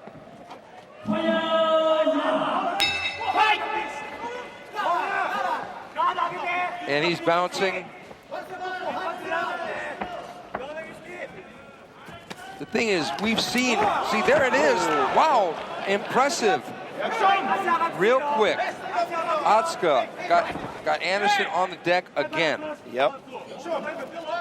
And now Otsuka trying to slam and do some damage with slams, but that takes a lot of energy. But again, I said there's a little bit of weight differential here, so if they were the same weight, it would really be taxing on Otsuka to do that. Yeah, if the referee's not going to step in now, yeah, although Silva is going to attack now, he has to, because if it stays in this mode, there's a very big chance that Otsuka is going to win. Yeah, because if Otsuka pull out a win against Anderson Silva, that would be almost humiliating. It would be huge. But Anderson has got to make things happen. Yeah, he's got to work. Yeah, because it's there we go, armbar. Oh no, he pulls it out. At least he tried it. Triangle coming out. Right into the triangle. But Otsuka is a master in escaping this. Oh, now he might. Oh, yes, he does. Yeah. He's attacking for it again. Omoplata. Oh. Otsuka, here we are in the famous north-south position. Now Otsuka going for the leg lock. Anderson back up. And he lets him off the hook. He could have kicked him. And Anderson finally defends the takedown, and they're scooting towards the side of the ring. And Anderson... He's got the takedown again. Another takedown for Otsuka. Both men being a little more aggressive. Otsuka having more of his way.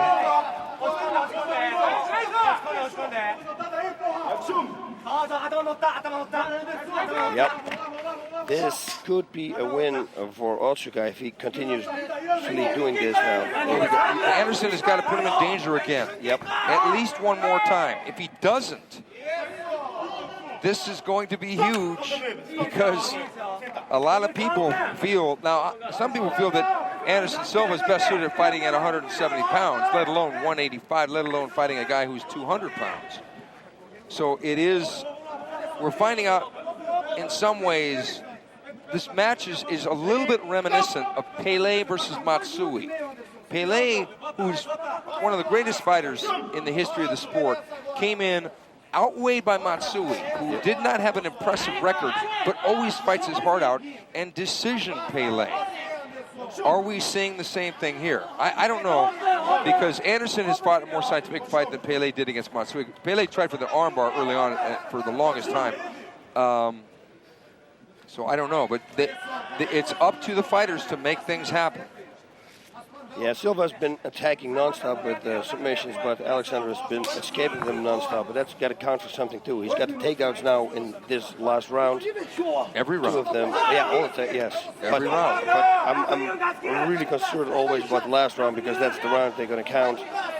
And that's why I think, if he keeps doing what he's doing right now, he's going to win the fight. And he only needs to do it 2 minutes. Yeah, we've got 2 minutes, and Anderson has not been able to flip Otsuka over, except for the fact that when he got him in the triangle choke. But then he ended up on the bottom again. Otsuka's base is pretty good. He's got a very good base. I said it before, it's very difficult to get this guy off, trust me. Yeah. Vanderlei's corner, which is very close to us here, because of the seating arrangement here, we're actually right next to the blue corner. They're imploring him to really get busy, I would think. I don't speak Portuguese too well, but they're getting pretty excited. But Otsuka is the one who's getting busy.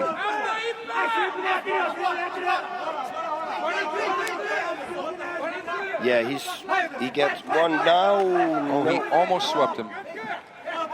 No, again, he's going to try the triangle, but Otsuka's defending it already. Yeah, this is, I think, is going to be a win for Otsuka. We never know, of course. If I were Otsuka, I would just let punches go right here. Just let punches go. He's got the high base now. Just let punches go. But look at Anderson's getting ready for it. Otsuka. Okay, now Anderson could get him here. Is he going to get it? No, he's not going to get it. There's nothing there. Yeah, but not yet. Oh, but they're both going for leg locks. They're really trying for it. Yeah. Anderson needs to get his right leg around. Now he's got it, but he doesn't. He's only got an ankle lock. As you said so many times before, it's very hard to tap somebody out with this move. Yeah, now he's got to make a heel hook right now from this Achilles tendon pull. What he's doing, he's got to make a heel hook. Otherwise, he's not going to make it. Yeah. He's got to. Yeah, he's going for the heel hook. He's almost giving it to him. Otsuka's almost giving it to him. Oh, now he's doing it. He's going for it, but does he have the strength? This could be it. He's going to spin. Does he have the strength, or will he refuse to tap out? He's going for the reverse heel hook. He's going for the knee bar now. Is he going for the knee bar? He's getting out. He's going to slide out. He's almost out. Oh! That was very close. Yeah, now, that was close in the end. I would have to give it to Anderson Silva because he had Otsuka closer to finishing than Otsuka had him. It's true. He did. He worked for more close finishes. For instance, this here, which he eventually forgot about the Achilles lock, and then he goes for the heel hook here. Yeah, Alexander's pretty much almost giving it to him here. See, look at this. But Boss, you know as well as I do, heel hook, you do need some arm strength to execute a heel hook. Yes. And Anderson's a little bit on the lean side. Yeah, the weight difference here, and Otsuka being so limber and the escape artist that he is. But in the final conclusion, I got to go with Silva. But we'll see. I mean, Otsuka made it a lot closer than everyone expected. Everyone expected Anderson to go right through this guy. It didn't happen. Boy, I tell you, if Otsuka got with a really good Muay Thai coach, woo! 判定を出します。ジャッジ西アンデルソン。ジャッジ和田アンデルソン。ジャッジアンデルソン。よってきました。 You're right, Steven. Yeah, there it is, Anderson Silva.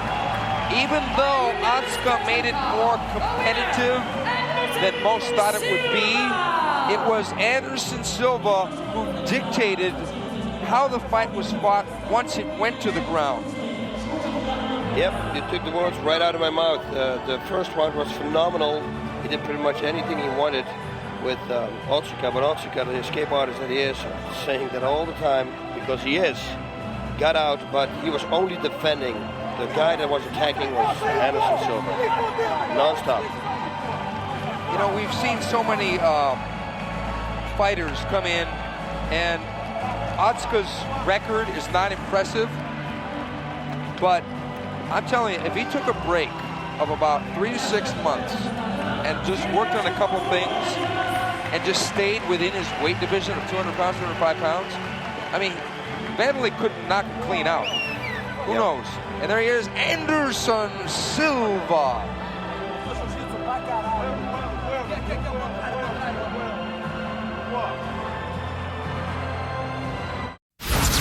Brazilian top team is a name synonymous with some of the greatest fighters in the sport.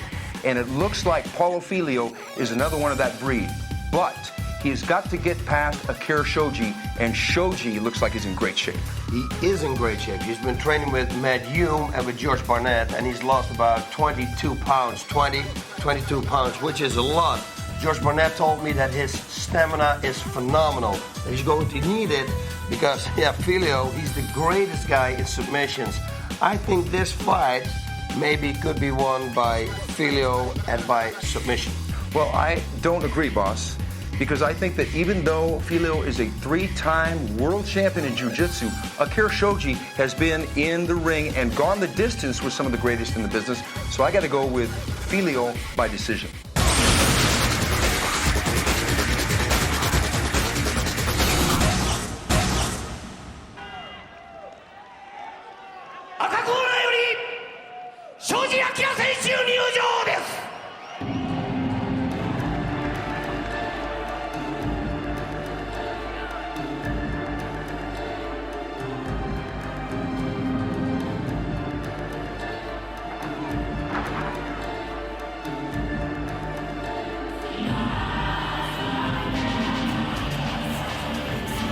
In the red corner, from Japan, Akira Shoji.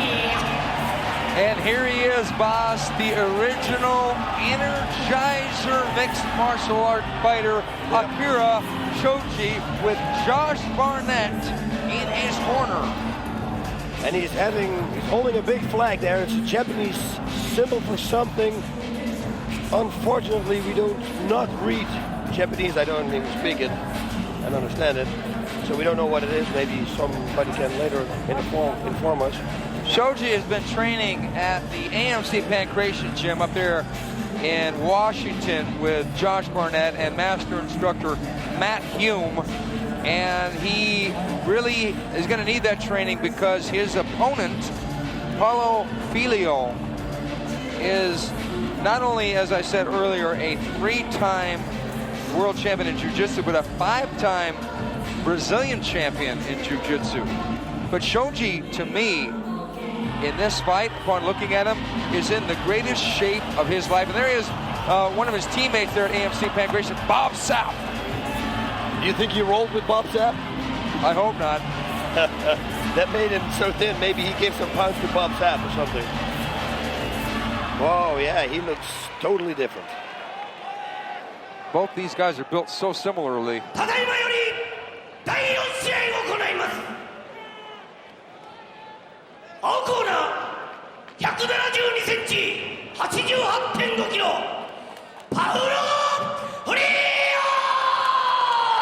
From Brazilian top team, Paulo Filho with the Pride Heavyweight Champion, Minotauro Nogueira in his corner.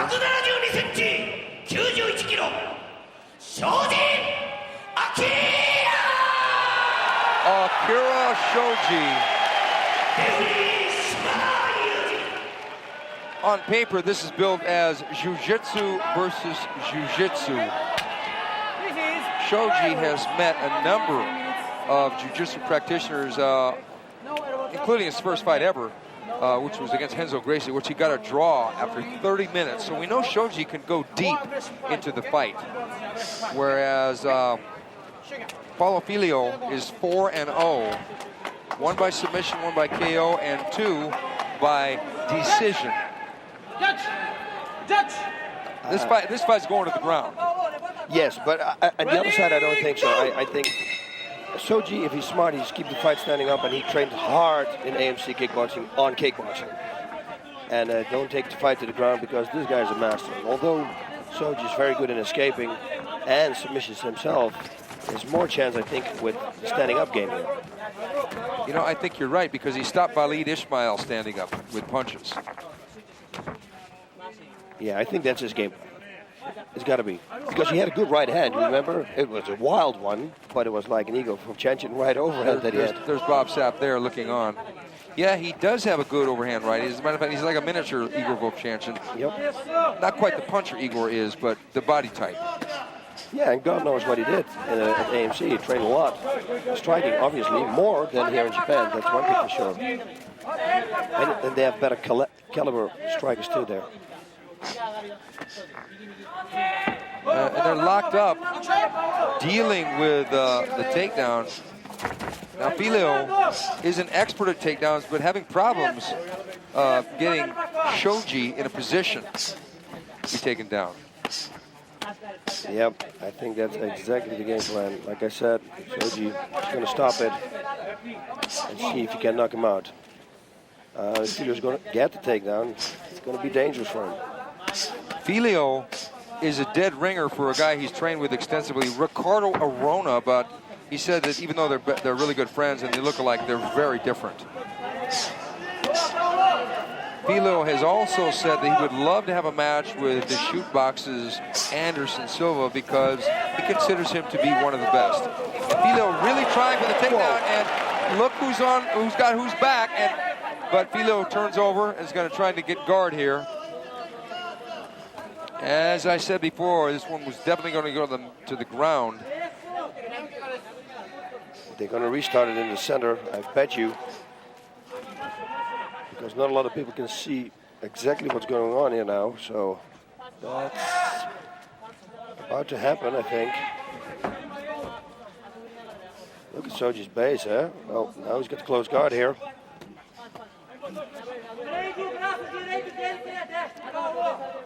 Yeah, they got to restart it in the center.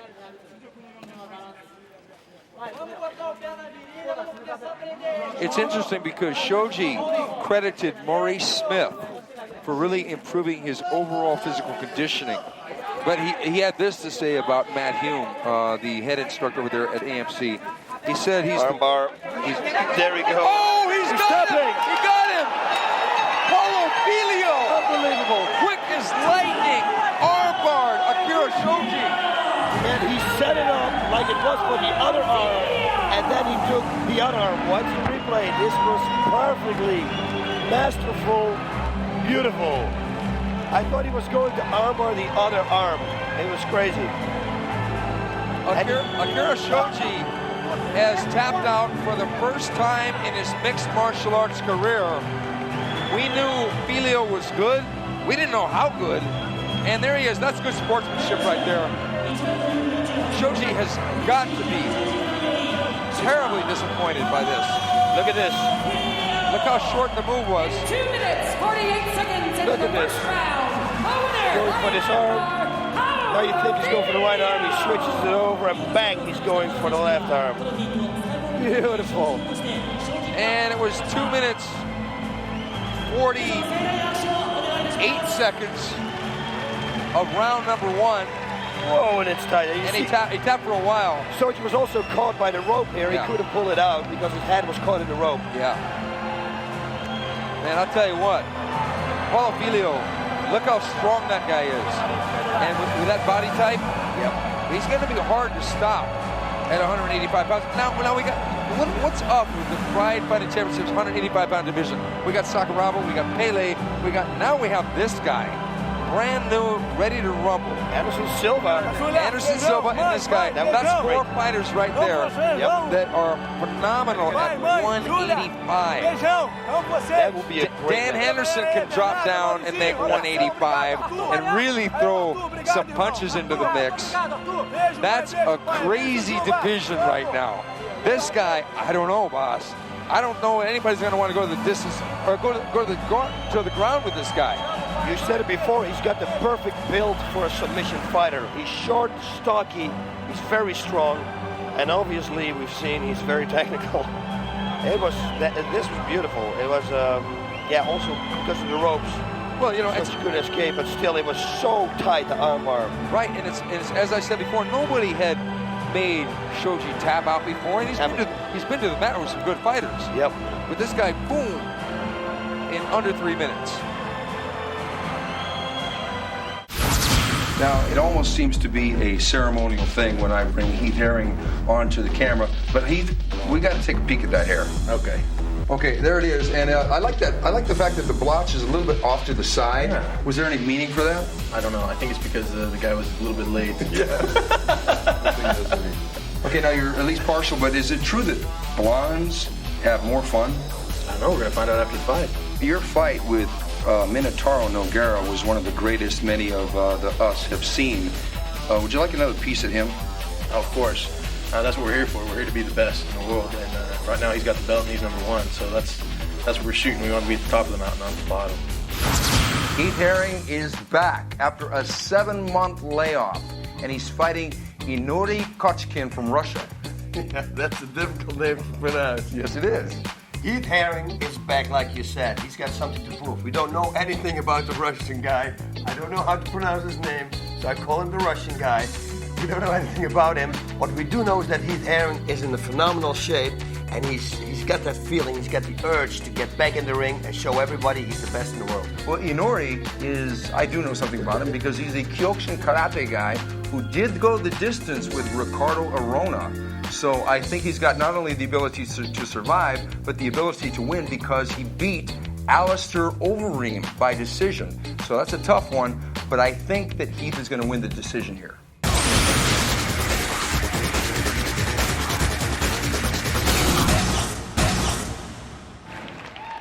TCH, Texas Crazy Horse, Heath Herring. 青コーナー185センチ109キロ高知県ユーリ He is from the Russian top team. He is Yuri Kochkine. 赤コーナー184センチ110キロ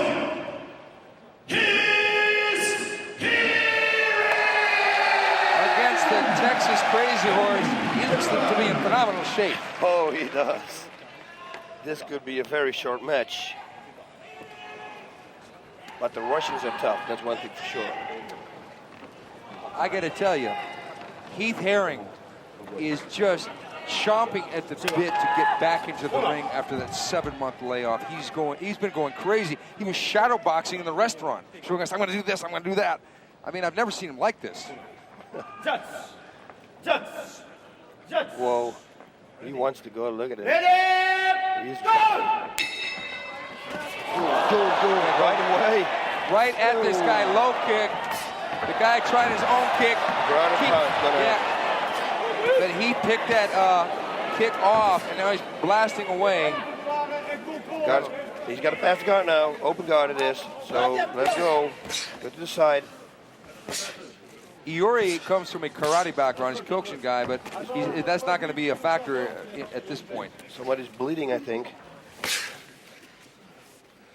But we don't know who. Nice. He's got to go.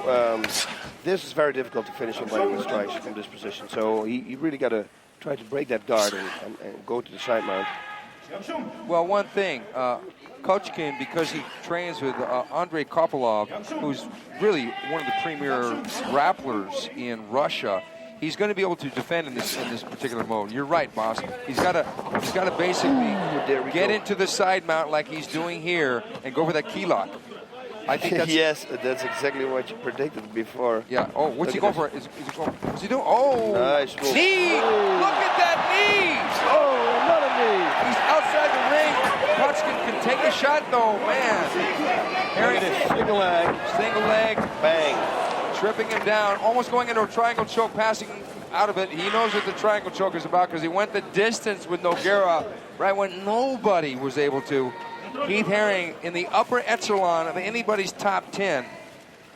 Really coming out here with a spirited performance so far. Key lock's coming up. Yeah, he's going to go for that key lock. He's got to flatten out his stomach. But Kochkine rolling and eating some knees as a reward. Kochkine has got to get out of this position.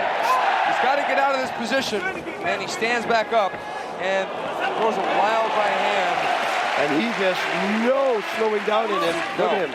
At 24 years old, he is 14 years younger than Yuri. Yuri's got his back though. He's got the hooks in, but Heath is not going to worry about this. I don't see this as being a factor because traditionally, Kochkine is not from a grappling background, even though he does have grappling moves, knee bars and arm bars and things like that. Heath is not going to really worry about this, I don't think. No, he could have escaped that by bucking up and then escaping the back door. Flip like he just did. In the guard, that's too bad. But he can break it again. The guard's open again, and Kochkine going for the triangle choke. He pops right out of it. Beautiful escape. Into that side mount again. Knee. It's going to be knee, then key lock. Listen to this. Listen to the crowd. He needs also to knee the body. There you go. He hurt me. See? Because that will bring his defense down there. Nice. If there be a Heath Herring system, we are seeing it here tonight. Every move is trademark Herring all the way. And full power. He doesn't hold back. Everything with power. But Kochkine doesn't seem like he's out of the fight just yet. Oh, no. Going for the key lock again. Hammerlock. No, he's got to go full side mount. Yes, like what he's doing right now. And start raining the knees again, especially the left knee to the body would be real good. He came out in a blaze, and you know, he said 7 months off from no fight was boring. And he said he went to Spain and to Vegas to kill the boredom. Two nice places to go for vacations. Yeah. To kill boredom, at least. Spain is like Vegas, but only in Europe. Ooh, that was a good knee. He dropped that one down. Now, body shots. Oh, perfect. He's working in. There we go for the armbar. Oh, he's got the key lock, and this guy's going to be in trouble. He's got to bring his hand down. Yeah, because he just got his other arm trapped. You give up? No. You give up? He's got to bring the hand of the guy's arm in the same line of his shoulders as his shoulders. Then he can finish it. No, but he's so much stronger than this guy. You give up? I love when the guy says that, it kills me. Oh, what a big right knee. Yep, and now he's got to bring that hand down. Yes. No, almost. He had it almost. Good escape. Yep. I guess he didn't give up. No, and he's pushing him off. If I was Heath, I'd throw the right hand right here. This is heavyweight fight, guys. This costs them enormous amounts of power, especially those takedowns and everything. They're throwing away the energy. Big time. An aggressive fight to be sure. Kochkine coming in at about 230 pounds. Heath right around 250. Look at this. No, he can never do it. We're only halfway through, and Heath has just put it to Kochkine so much. Even though Kochkine got his back momentarily, Heath got out and has just been delivering a pummeling. Should try to go for the mount one time. He doesn't like the mount, does he? He likes that side mount key lock position. I know, but you know, let's see if he can do some damage from the mount and just start hitting him. You know he can hit. This is good strategy.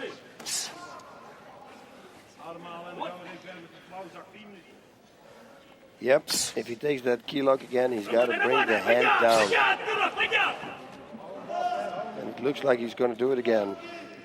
I think because of the age difference, stamina is going to be a factor against the Russian. He's going to go for the mount, boss. Yep. But if he goes for the mount, he's going to have to give up the... key lock. Yeah. But who's trying to key lock who here? I mean, from the bottom, yeah, right. Okay, here comes the knees again. Punches.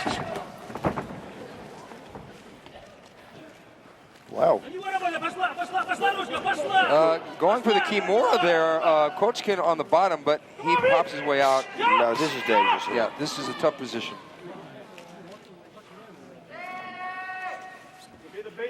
Yeah, crossface would be real good here. He'd put a crossface on Igor. Push himself out and King go for the shots. Igor is tough. Yeah, he is.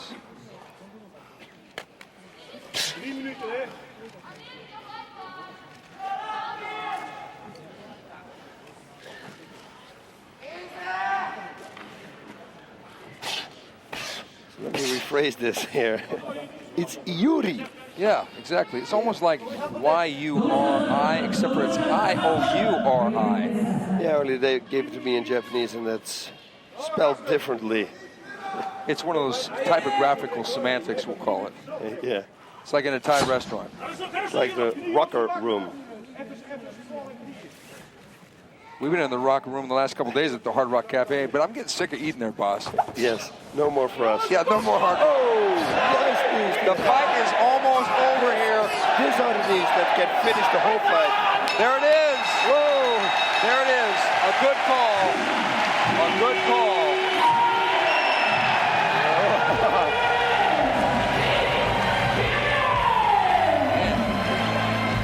You know, that's his bread and butter right there. As I said before, if you want to see the Heath Herring system of fighting, just watch this fight. You saw it all. It was 7 minutes, 31 seconds. TKO, referee stoppage, and a good one at that. But I'll tell you, Kochkine, man, that guy, he didn't have quit in his eyes at all. At all, nothing. In fact, he's really not happy with the decision. Look at him here. But you know, he didn't defend it. He was just holding his hands there. We see Heath Herring here with his little brother, 19-year-old. That little brother is like 6'6", 330 pounds. Yeah, he's real little. And his name is Hunter Herring. Look at these knees. It was all about knees in this fight, folks. And that kick, ouch. Ouch. Yep, Heath Herring is back. Here we go, passing it. Knees, and now he starts raining. Yeah, it's almost north-south position. And even though the Russians' arms were in the way, that still does damage to the cranium. We don't like to see that too much. You know, give it like 4 or 5 knees like that, and the referee knows, yeah, it's time. Because, you know, you want to fight another day. Because it's not about, you know, oh, he wasn't knocked clean, unconscious. We don't necessarily need that. I mean, the guy, he was defeated. He didn't do anything to get out of this position. Yeah, he did, yeah, because he would have been stuck there maybe for the next 2-3 minutes. And there he is. Look at the fans. I'll tell you, you could almost have a photographic book of the haircuts of Heath Herring.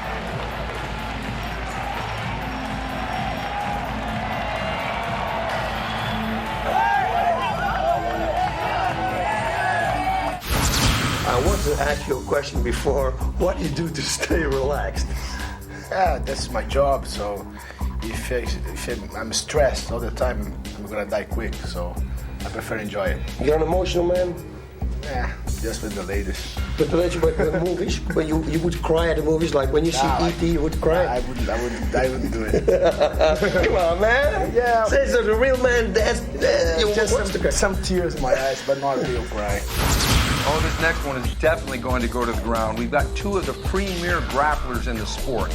Mario Sperry, Brazilian top team, against Andréi Kopýlov from Russia's top team. Boss, your pick. Yeah, from Russia with love, they say. My pick, I really don't know who to pick right now because they're both grapplers, like you said. Kopýlov, though, is the stronger guy. He's the bigger guy and the stronger guy, but he's also the older guy. Is age going to be a factor? Stamina for sure is going to be a major factor in this fight. I think this fight might go to the decision. I think it's going to go to the decision also, but I'm going to have to pick Sperry in this one.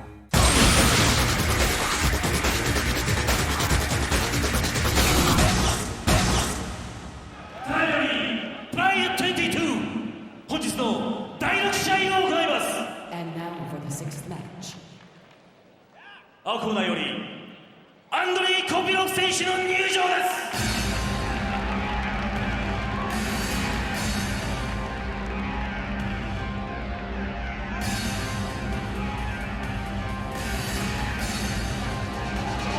In the blue corner, from Russia, Andréi Kopýlov. Okay, Andréi Kopýlov could easily pass for an accountant or somebody's father. I don't want to say grandfather because he's, you know, only, 37 years old. But this guy goes to the ground and grabs your leg, man, you better get out of it quick because he's the master of Sambo. Yeah, he's going to try to snap it off. 37 years old, you say, huh? 37. Wow. 37 years old. He is a veteran of the Rings organization, had a classic war with Nogueira a few years back. 第6試合を行います。青コーナー187センチ、120キロ。Andréi Kopýlov! Andréi Kopýlov has stated clearly, Mario Sperry can give no kind of threat to him. 180センチ、103.5キロ。 Yeah, I don't know about that.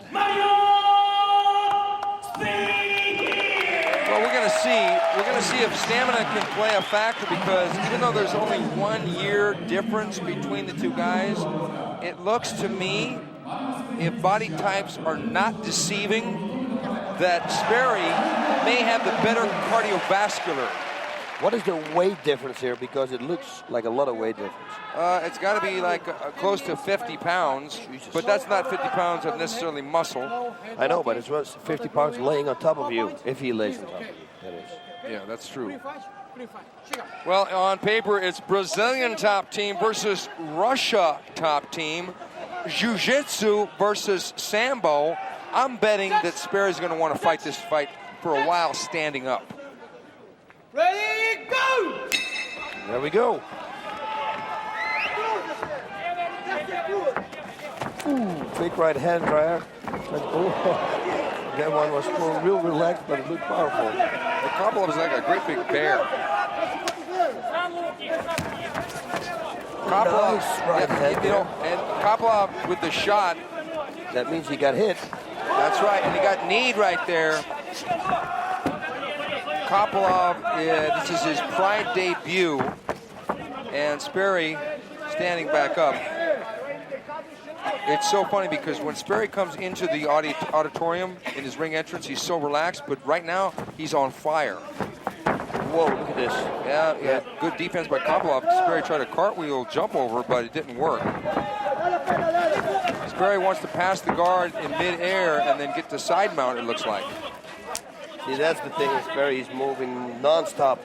Look at this. He'll try to finish the same way as he did with Igor Vovchanchyn, but that's not going to work. It's not going to work. This guy's too good at submissions. At submission, Sperry really pressing the action. He's got to try to pull that leg out. Yeah, here we go. And then go to the side mount, in which he will have way more options than right now. Well, with both these guys coming from ground fighting backgrounds, it's no surprise that they're on the canvas. Yeah. Sperry dictating the action now. As I said before, the cardiovascular element is probably going to play a factor in this fight. So you're going to probably see Kopýlov save his energy. Yeah, Mario, his last fight was, he lost that also on stamina, so... But he didn't lose it much by stamina. It's just that he was fighting a guy who was like 21 years old or 22 years old in Ninja, and that was a phenomenal fight. And Sperry just lost to the younger kid that particular night. Almost submitted him a couple times, but Ninja was able to get out. Ninja's ridiculously conditioned fighter. Doesn't look like it. Yeah. Now Sperry in the side mount. But I think that Kopýlov is just going to have such good defense, it's going to be hard for Sperry to get him in a submission hold until he gets tired. Yeah. Yeah, I would think this fight will go to the round number 2, and they're finished. But you don't know with Sperry. Look at this, look at this. Look at that. Kopýlov almost flipping him over, but aborting the attempt and going back to bottom position. See, the good thing about Mario Sperry is he doesn't fall back in his guard. Right away, he holds the knee from Kopýlov, and he makes sure that he cannot pull the full guard. These are not real power. That was a good punch, the last one. Kopýlov is partially deflecting those by keeping his arm out to the side. So Sperry had to hook his punches, and only the last one, as you said, boss, got through and did any kind of damage. But some body shots. Yeah, Sperry looking to pass the guard again. And doing it by setting him up with punches, which is very unique, especially for a ground fighter. He's passing it now. Pull that knee up, right knee.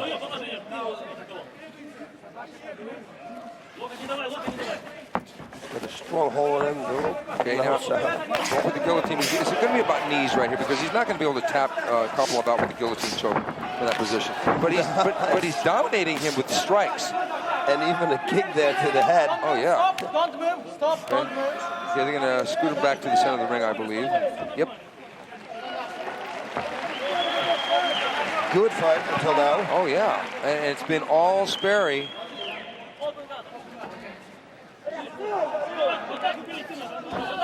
It's about speed, and Sperry has been so much faster, not only in the standing element, but especially on the ground. Look at these punches just blasting away. Sperry, I've never seen him fight this aggressively. Yeah, that's why the last loss, always a lose from somebody, it will help you in the next fight. You will get in better shape, you will work on the mistakes that you made in that fight that you lost, and you will come back as a better fighter. I talked to Sperry the next day after he lost to Ninja, and he said that the left-hand Ninja hit him in the first round, kind of threw him out of the game plan. He didn't start to recover until the third round, and by that time Ninja built up such a lead. And as we said so many times before, Ninja just doesn't slow down. If anything, he goes faster as the fight progresses. Yeah, I think he's in the Pride Fighting Championships the most well-conditioned fighter. He's non-stop. Yeah, Ninja is just, but you know what? I think Mario learned from that fight, as you said, and now he's fighting not like Ninja, but he's really being aggressive here and just blasting away. You should hit the body a few times too. Yeah, that's just me always. Oh, nice. Look at those transitions here. Beautiful. There's the knees. There's the knees. And it's, like I said, it's Kopýlov's first fight, and he's not really getting hurt, but he's got an awfully big head. Well, and it's going to be bigger like the way... It's going to have one big giant lump. I remember when Otsuka had that huge knot in his head from Vanderlei. Was it? Yeah, that was something very weird. It looked like an alien we were talking about. It did. It looked like Scanners or something. One of these crazy movies. Hopefully Kopýlov won't have the same thing, because having no hair in that area, we're going to see it directly after he throws the knee. Yes. There's no hiding in there. Nope. Nice some strikes here. Mario is putting on a good show. He keeps working. Sets everything up. He's playing a real good game here. Yes, he is. Look at this. Oh, no. Oh, nice. Leg lock. And he got on. You see, he knew that he was going to go for the leg lock. He got the hell out of there. You think, no, you're not going to. Oh, look at this. He's bleeding. And bad. It could have been. Was it a kick? Yeah, he kicked him. Kicked him in the face. Yeah, it was a good. But they're not going to stop the fight on a cut in the mouth. But look, boy, he looks nasty. But I'll tell you what. Mario Sperry has really gone to school with Luis Alves, his Muay Thai trainer. He's really, because he was a master of jiu-jitsu already. But he's showing in this fight, hey, I'm Mario Sperry, the striker. Here we go. There it is. Crack. We see please a different camera angle. Yeah. Look at how he fast gets out here. He thinks, you're not going to stay. Okay, here we go. Oh, that camera angle just... And then look how Kopýlov wrapped him up and just, oh, man, he didn't close the trap quick enough. And that's how you call the corkscrew escape, what Mario did there. You twist your body and you pull your leg out as fast as you can. But this is going to be a difficult one for Kopýlov to win. Mario is in a phenomenal shape. Mentally, everything is perfect with him now. Whoa. I don't know what's going on here. Took the shot. I hope he didn't have to get some replacement dentistry as a result. Yep.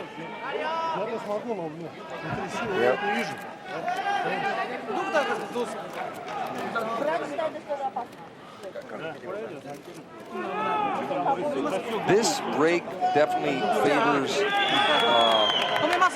Kopýlov, but it doesn't hurt Sperry. it recharges both of these guys. Yeah, plus now he's got a target. It looks like Kopýlov may have had enough. Nope. He puts it in. Nope. It looks like now he has a target. Yeah, because wings.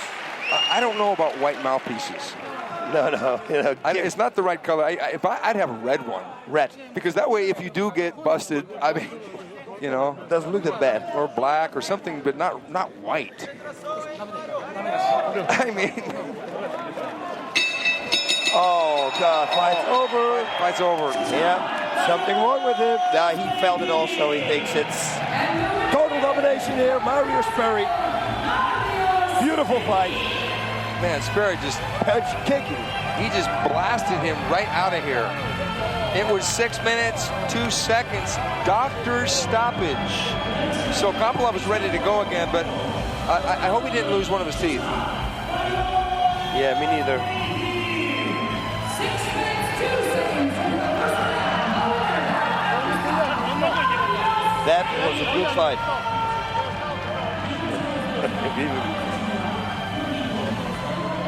Oh, look at the kick. And look how fast he's going to escape. Yo, get out of here. And we go again. Smack. That was a good shot. Good camera angle. It was a good kick. Man. Wow, Mario looked good. He looked really good. And this was against a guy that was really highly ranked in the Rings organization, a master grappler in his own right. Man, I'm telling you, I usually don't like rematches, but I would love to see a rematch between Ninja and Mario Sperry. Yes, me too. That would be a phenomenal fight. The first one was absolutely outrageous as it was, but Mario Sperry has not only jumped right back on the horse, but he has won the Kentucky Derby and just really kicked some major ass tonight. Yeah, he's been working, like you said, on his stand-up, and it surely paid off.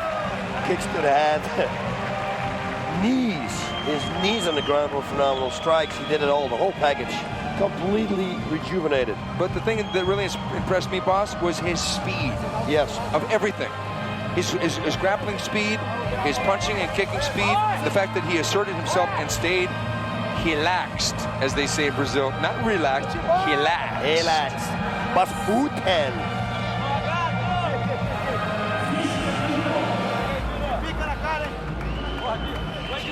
It looked like that cut inside Kopýlov's mouth was very, very deep, and the doctor stopped it to avoid any lasting damage. So it was a great call because Kopýlov, you know, he's been around. You know, we don't want to see the guy get hurt. Yeah, he's not slurping, and you don't like. Yeah, you know, slurping. Mario Sperry is the teammate of the great one himself, Rodrigo Minotauro Nogueira, and it is very possible we're going to see Nogueira here November 24th for Championship Chaos 2, and that's going to be from the Tokyo Dome, and it's going to be same day delayed broadcast? Same day delayed. It is, we got the time difference here, like 16 hours with the States, but it's going to be exactly the same day, guys. So the only thing that you don't need to do is go on the internet for a couple of hours. It's the only thing. That's it. So November 24th, don't miss it, from the Tokyo Dome, Championship Chaos 2.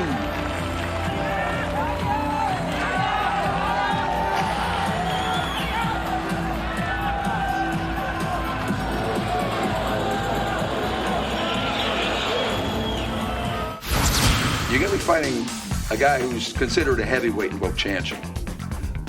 Does that pose a lot of emotional risk to you? Yeah, it do. You know, this be my first time fighting somebody as big and as skilled and as quick as Vovchanchyn is. You know, but I got to step up. You know, I can't be fighting these paperweights forever. You know what I'm saying? One day, you know what I'm saying, I want to be the best fighter, the top 10. Now you're going to be fighting a wild man in Quinton Jackson, and he's a wrestler, and you're a kickboxer. Do you think that equation is going to make for an exciting fight? Я думаю, что будет бой нормальный, зрелищный, но не надо меня пугать после перерыва. Меня запугивают уже, говорят, страшный. Я постараюсь никого не разочаровать. То есть я сам не знаю, на что я готов после перерыва. Я отдохнул, полон сил. Я думаю, что будет хороший бой. То есть приятно будет зрелище. Now, Quinton, it's been your punches that have been doing the damage lately. Would you like to just shadow box right at that camera and show Igor what he's going to be tasting tonight? Go ahead. Right there. Let me just take the chain on. Give me the chain. I'll take the chain. Okay. I'll show I'm going to take this chain. Oh, man. All right. I'm Go ahead, right to camera. I'm going to show Igor what he'll be getting. You see that punch? Did y'all see that? Did everybody see that? And now for the main event for U.S. fans, Quinton Rampage Jackson, a man who does not know how to move backwards, is going up against Igor Vovchanchyn from Ukraine. Oh yeah, and this is also a guy who doesn't know how to back up. So there are going to be two forces slamming into each other. The key to victory for Quinton Jackson right here will be to take the fight to the ground. I cannot see him winning this on his feet, but you never know because he just beat a K1 fighter. But I'm going to tell you, I think that Igor has got the ability to use his weight against Quinton. I think that Igor has probably got the better chance of winning, but this one is going to be hard because both guys have hearts of iron. One more time. No, he gonna get that jab. He gonna get that jab. Then you want some more? No, that's fine. You go ahead and take that. All right. Okay, there he is. He's Rampage. He's Quinton Jackson. Good to see you, brother. Oh, okay.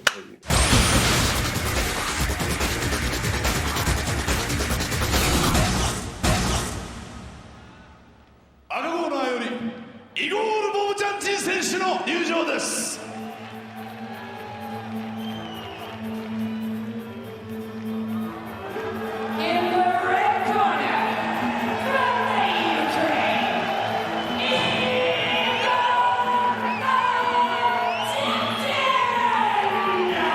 This guy has the hammer of Thor in that right hand, and after this 6-month layoff, he said he's just been doing nothing but boxing.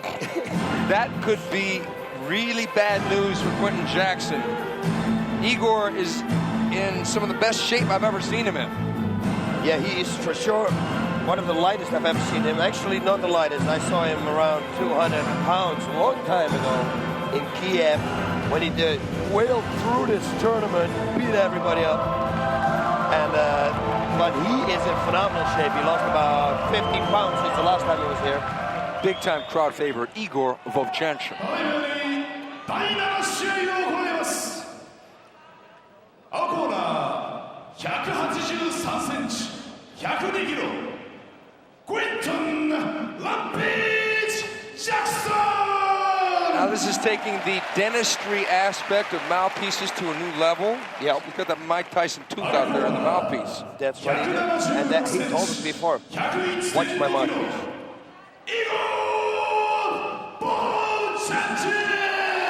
But no doubt that Igor Vovchanchyn is going to aim that left hook at that little black mark on Quinton's mouthpiece.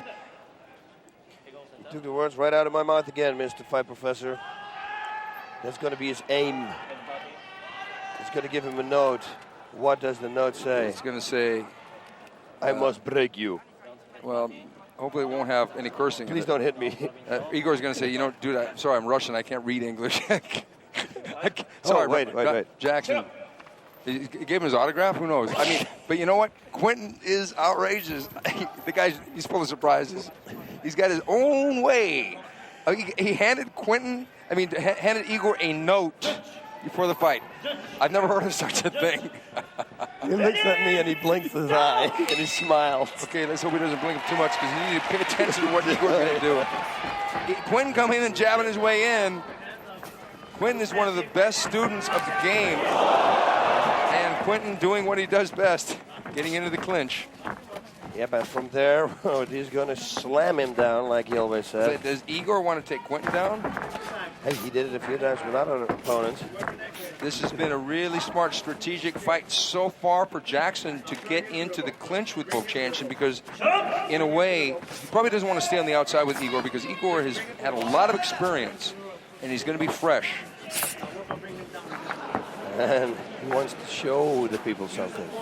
Like he always says in interviews, he wants to show that he's the best. He wants to be the richest Russian fighter in history, make the most money in fighting. So you better believe that he's here to show something. Well, he's got one of the most extensive records in mixed martial arts. There, good call by the referee. It was a break. They weren't doing significant damage. Quinton's got good low kick there by Vovchanchyn, letting Quinton know that there's more to the equation than his right hand. And a good knee there from Quinton. Like answered by a good knee from Vovchanchyn.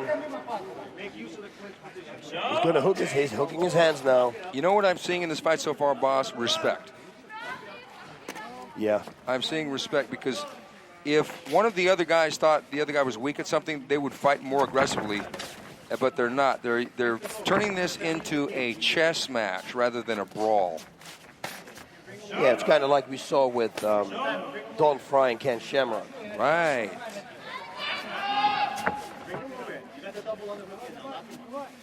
Igor, a veteran of over 60 mixed martial art fights at 29 years old, has still got some juice left. But Quinton, at only 24 years old, has got nowhere but up to go. I mean, he's really headed for the top. If he beats Vovchanchyn, it would definitely be the biggest victory of his career.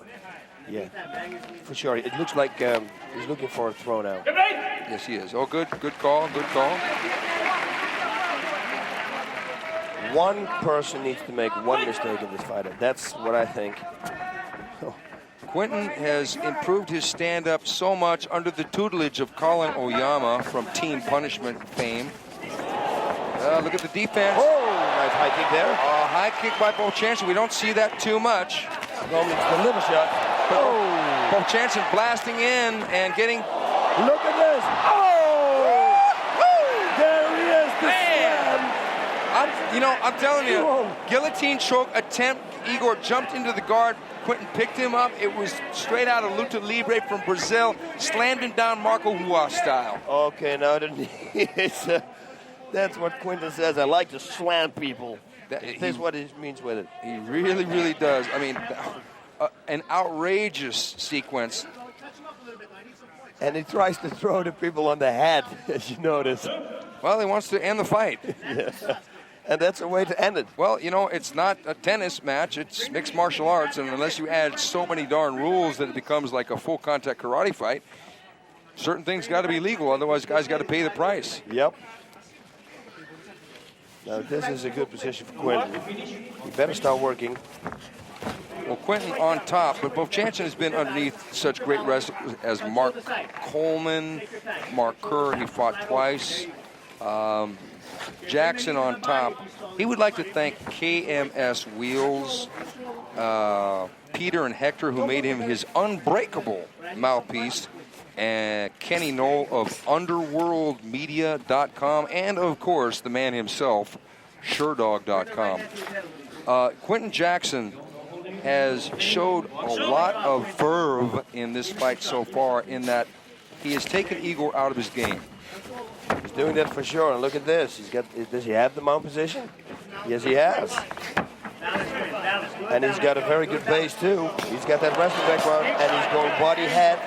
He's doing a perfect job. Whoa! Almost turned over there by Vovchanchyn. Vovchanchyn's got to get out of this position because Quinton can hit. He proved that when he fought his fight in K1. That's a big right hand.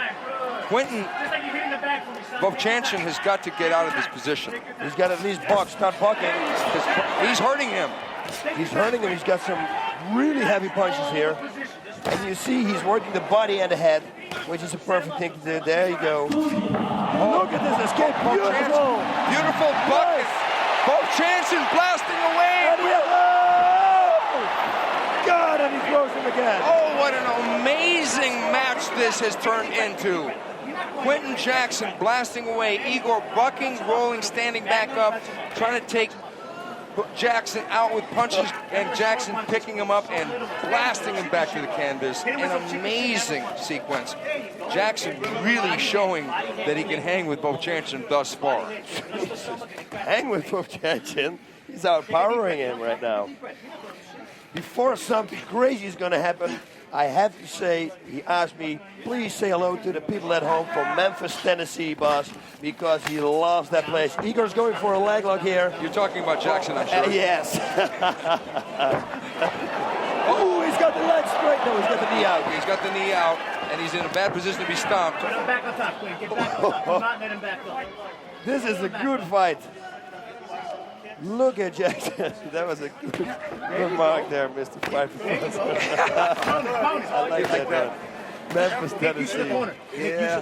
We wouldn't be talking about Igor there. No. No. I don't think Igor's been to Memphis recently. But eats moistures. No problem. Take your time.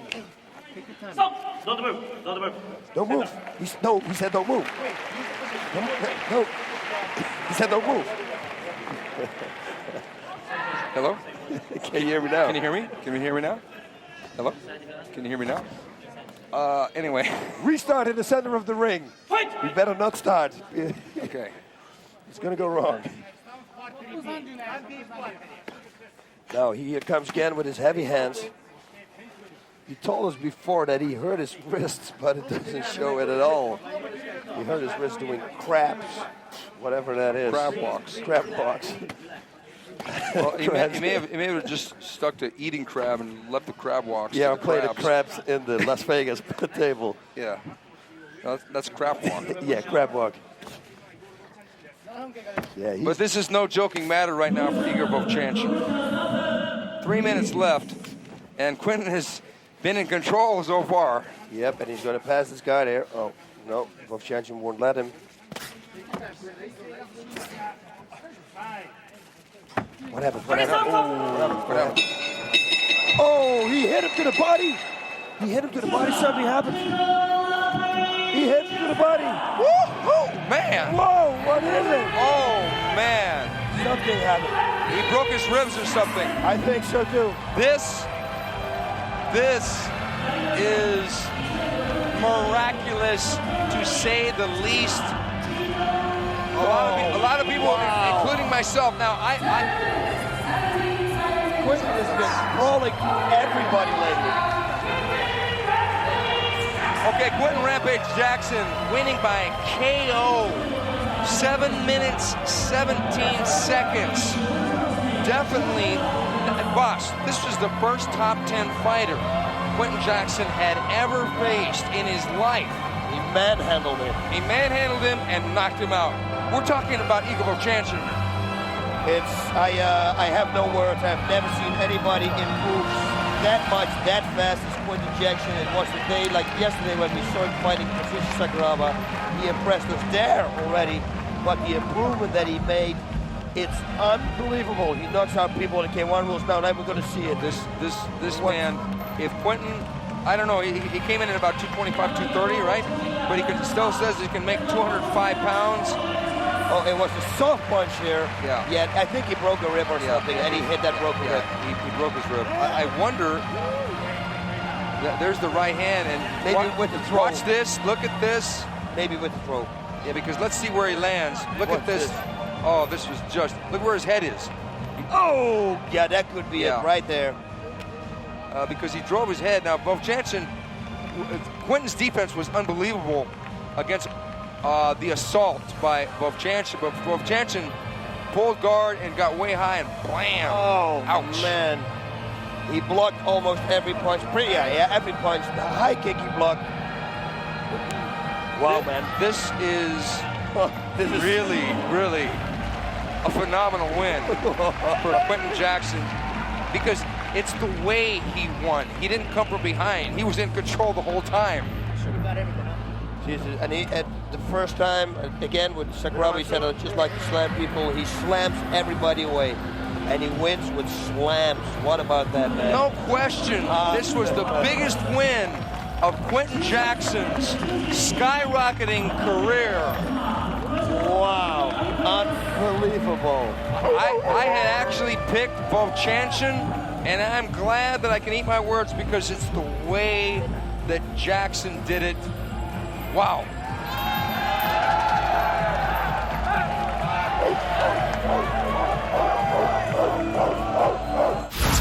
I am Grace. Boa noite. Shungo Oyama. Do you like him? No. Did he actually say something about a street fight to you? Ele falou que queria lutar, que queria brigar comigo.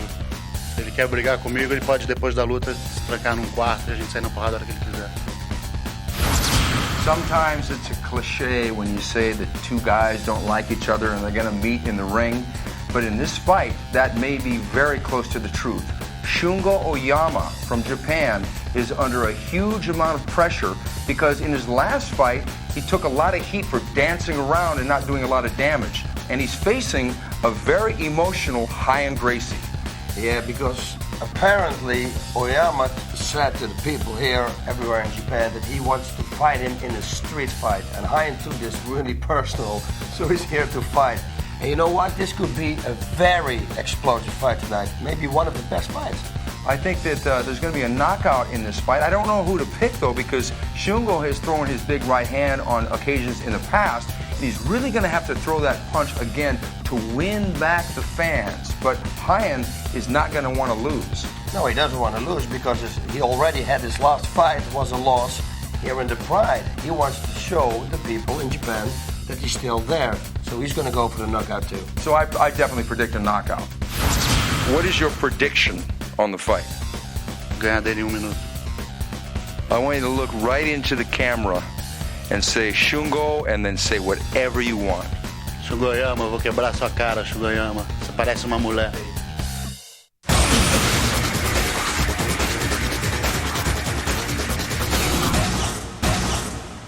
Pride 22本日のメインイベント明治生命ライフアカウント LA スペシャルマッチを行います。青コーナー174センチ90キロハイアン・グレイシー。 He's got something on his pec muscle. I don't know if he cut himself shaving or maybe it's a body piercing and they cover it up. That they cannot pull it out and then you cover it up with a tape. What we have here is a good old-fashioned grudge match. When you put a Gracie against a judo guy from Japan in Nagoya, you're gonna have fireworks, folks. Oh, look at this here. Oh, love kisses there. I don't think. Ryan Gracie would make such a good bad guy in motion pictures. Yeah. He really looks sinister. And there's Yoshida, the man who got the win over Royce Gracie in the Shockwave show. Well, this is going to be a blasting match, man. I feel something is going to happen here. Whoa! Wow! Wow! Shungo threw that right hand, and Gracie did the same thing he did with Tokumitsu Ishizawa and got his opponent on the ground. I think Gracie's going to try and submit him. Yeah, with the side jump, you think? He's going to try to jump over, and I don't think he's going to... I don't think he's going to necessarily work for that, but I think he's going to work jiu-jitsu. I think he's going to keep it on the ground. Yeah, for a while. If Shungo's going to make the mistake by crawling up in the corner, maybe we see the same thing that happened when he fought his first fight. Yeah, Shungo was choked completely out with a side choke or arm triangle choke by Khalid Ismail. So maybe Ryan wants to try and exploit that purported weakness. And it looks like it's going to do it. Look at it. Yeah, it just needs to hop over, right? Yeah, that's it. Yeah, it really looks like it. He's going to jump suddenly over. Well, knowing that there's bad blood, do you think he's going to let go of the choke real quick or hang on to it? He's going to hang on to it like for his life. Until they're going to stop it. The rope is there, so he cannot jump off. Look, he's going for it. Yeah, but he missed it. He's got the mount, though. Yeah, which is also very good. And let's see if he can get up and start throwing some punches here. I'll tell you. Quinton Jackson's mount is something else. Oh, nice reversal. Armbar coming. Armbar, he's got it. Oh my God, he's got it right. He's got to pull it out. He's got it. Oh. Wow. Beautiful. Beautiful armbar. Wow. He didn't tap. No, but it's hurting. But he's going to need some therapy on that arm, though. 1 minute 37 seconds. Oh my God! I think that the referee heard it snap. Maybe he stopped it because of that. Because you see, there's something wrong with his arm. Whoa! Fireworks. We thought it was going to be, and it was exactly what we thought. Man. Yeah, I thought he was going to work jiu-jitsu because Shungo flipped him over and was going to get aggressive and went right in. It was a classic scenario of what jiu-jitsu has been purported for years to be able to defend against, and that strikes from the guard. And Ryan picked off that arm. Wow, like a fly getting picked off by fly paper. Man. You like that one, huh? I love it. I want to see the replay. Come on, baby. Yeah, he's going to need some therapy on that arm. Thank God, because there you see the tape came off. Here we go. Yeah. Look how fast this goes. Now look at this, and Shungo escapes the guard and makes a mistake with a punch. He jumps in, makes this mistake, and now he gets paid for the mistake. Well, he left his right arm down after he threw it. And look at Ryan. Ryan is determined. He's going to... Okay. Good move, good move, good move. Oh yeah, Shungo did not complain about that stoppage. No. And Ryan, with a little bit of celebration right in Shungo's face. Yeah, I'll tell you, Shungo said that he was going to fight much more aggressively, and he tried. He tried his best. But when it came to the skill level, he had nothing on Ryan Gracie. Oh, look at this, Ryan Gracie with Mr. Morishita. We can't see it here.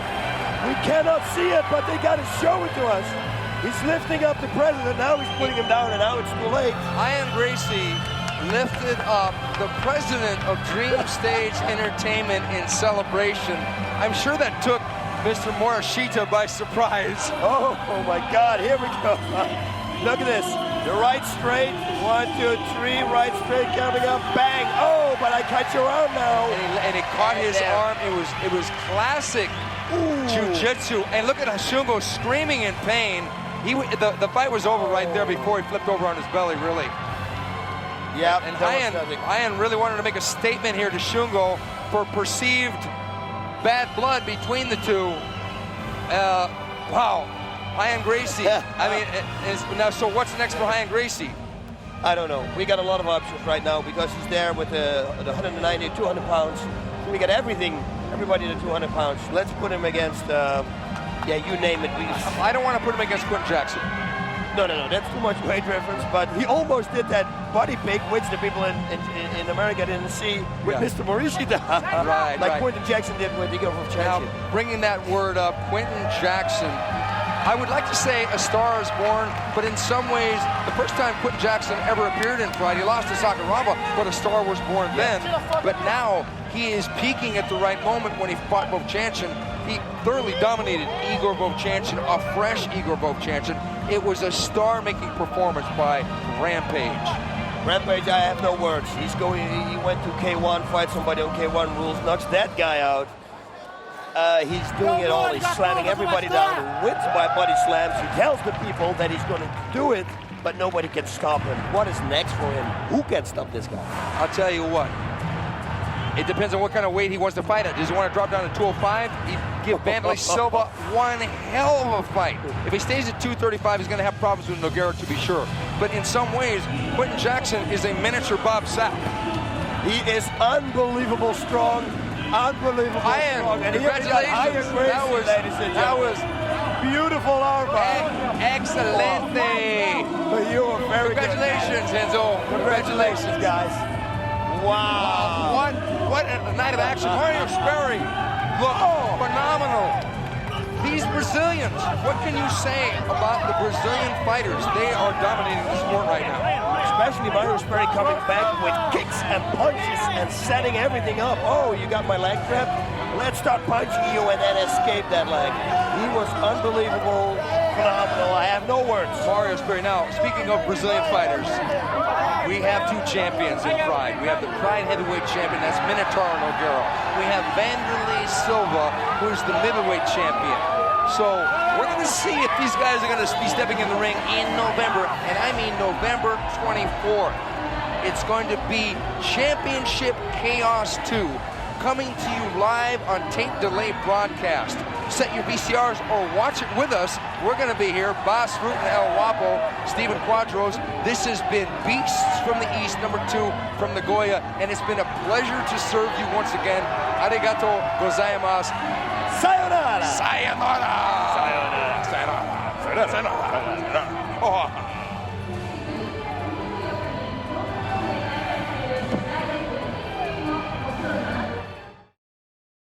Who is the most best-looking fighter you ever faced in any kind of martial arts, in the ring or in a cage or on the street? I think it'd have to be you, boss. Oh, thank you very much, man. Thank you very much. Now, let's go to the fight of tonight. You're going to face this guy. I won that fight, right? Excuse me? When we fought, I did win that fight, right? We can be honest. Right. Seriously. Tonight, you got to go. Hey, okay, listen. Okay? There were judges. 3 judges. 2 judges were for me. 1 was for you. Ta-da! You do the math. Who was the winner there? Okay? It was very close. I give you that. But I was the winner. So let's go. Just be professional. And you know what? I just don't like to be touched. Could you? Just don't touch me, okay? A woman will be okay because I'm a guapo. But a man, no, thank you very much. So let's go back. Okay, Ohara. Wait, I told you not to touch me, okay? Jesus! Do not touch me! We got you guys. We got you.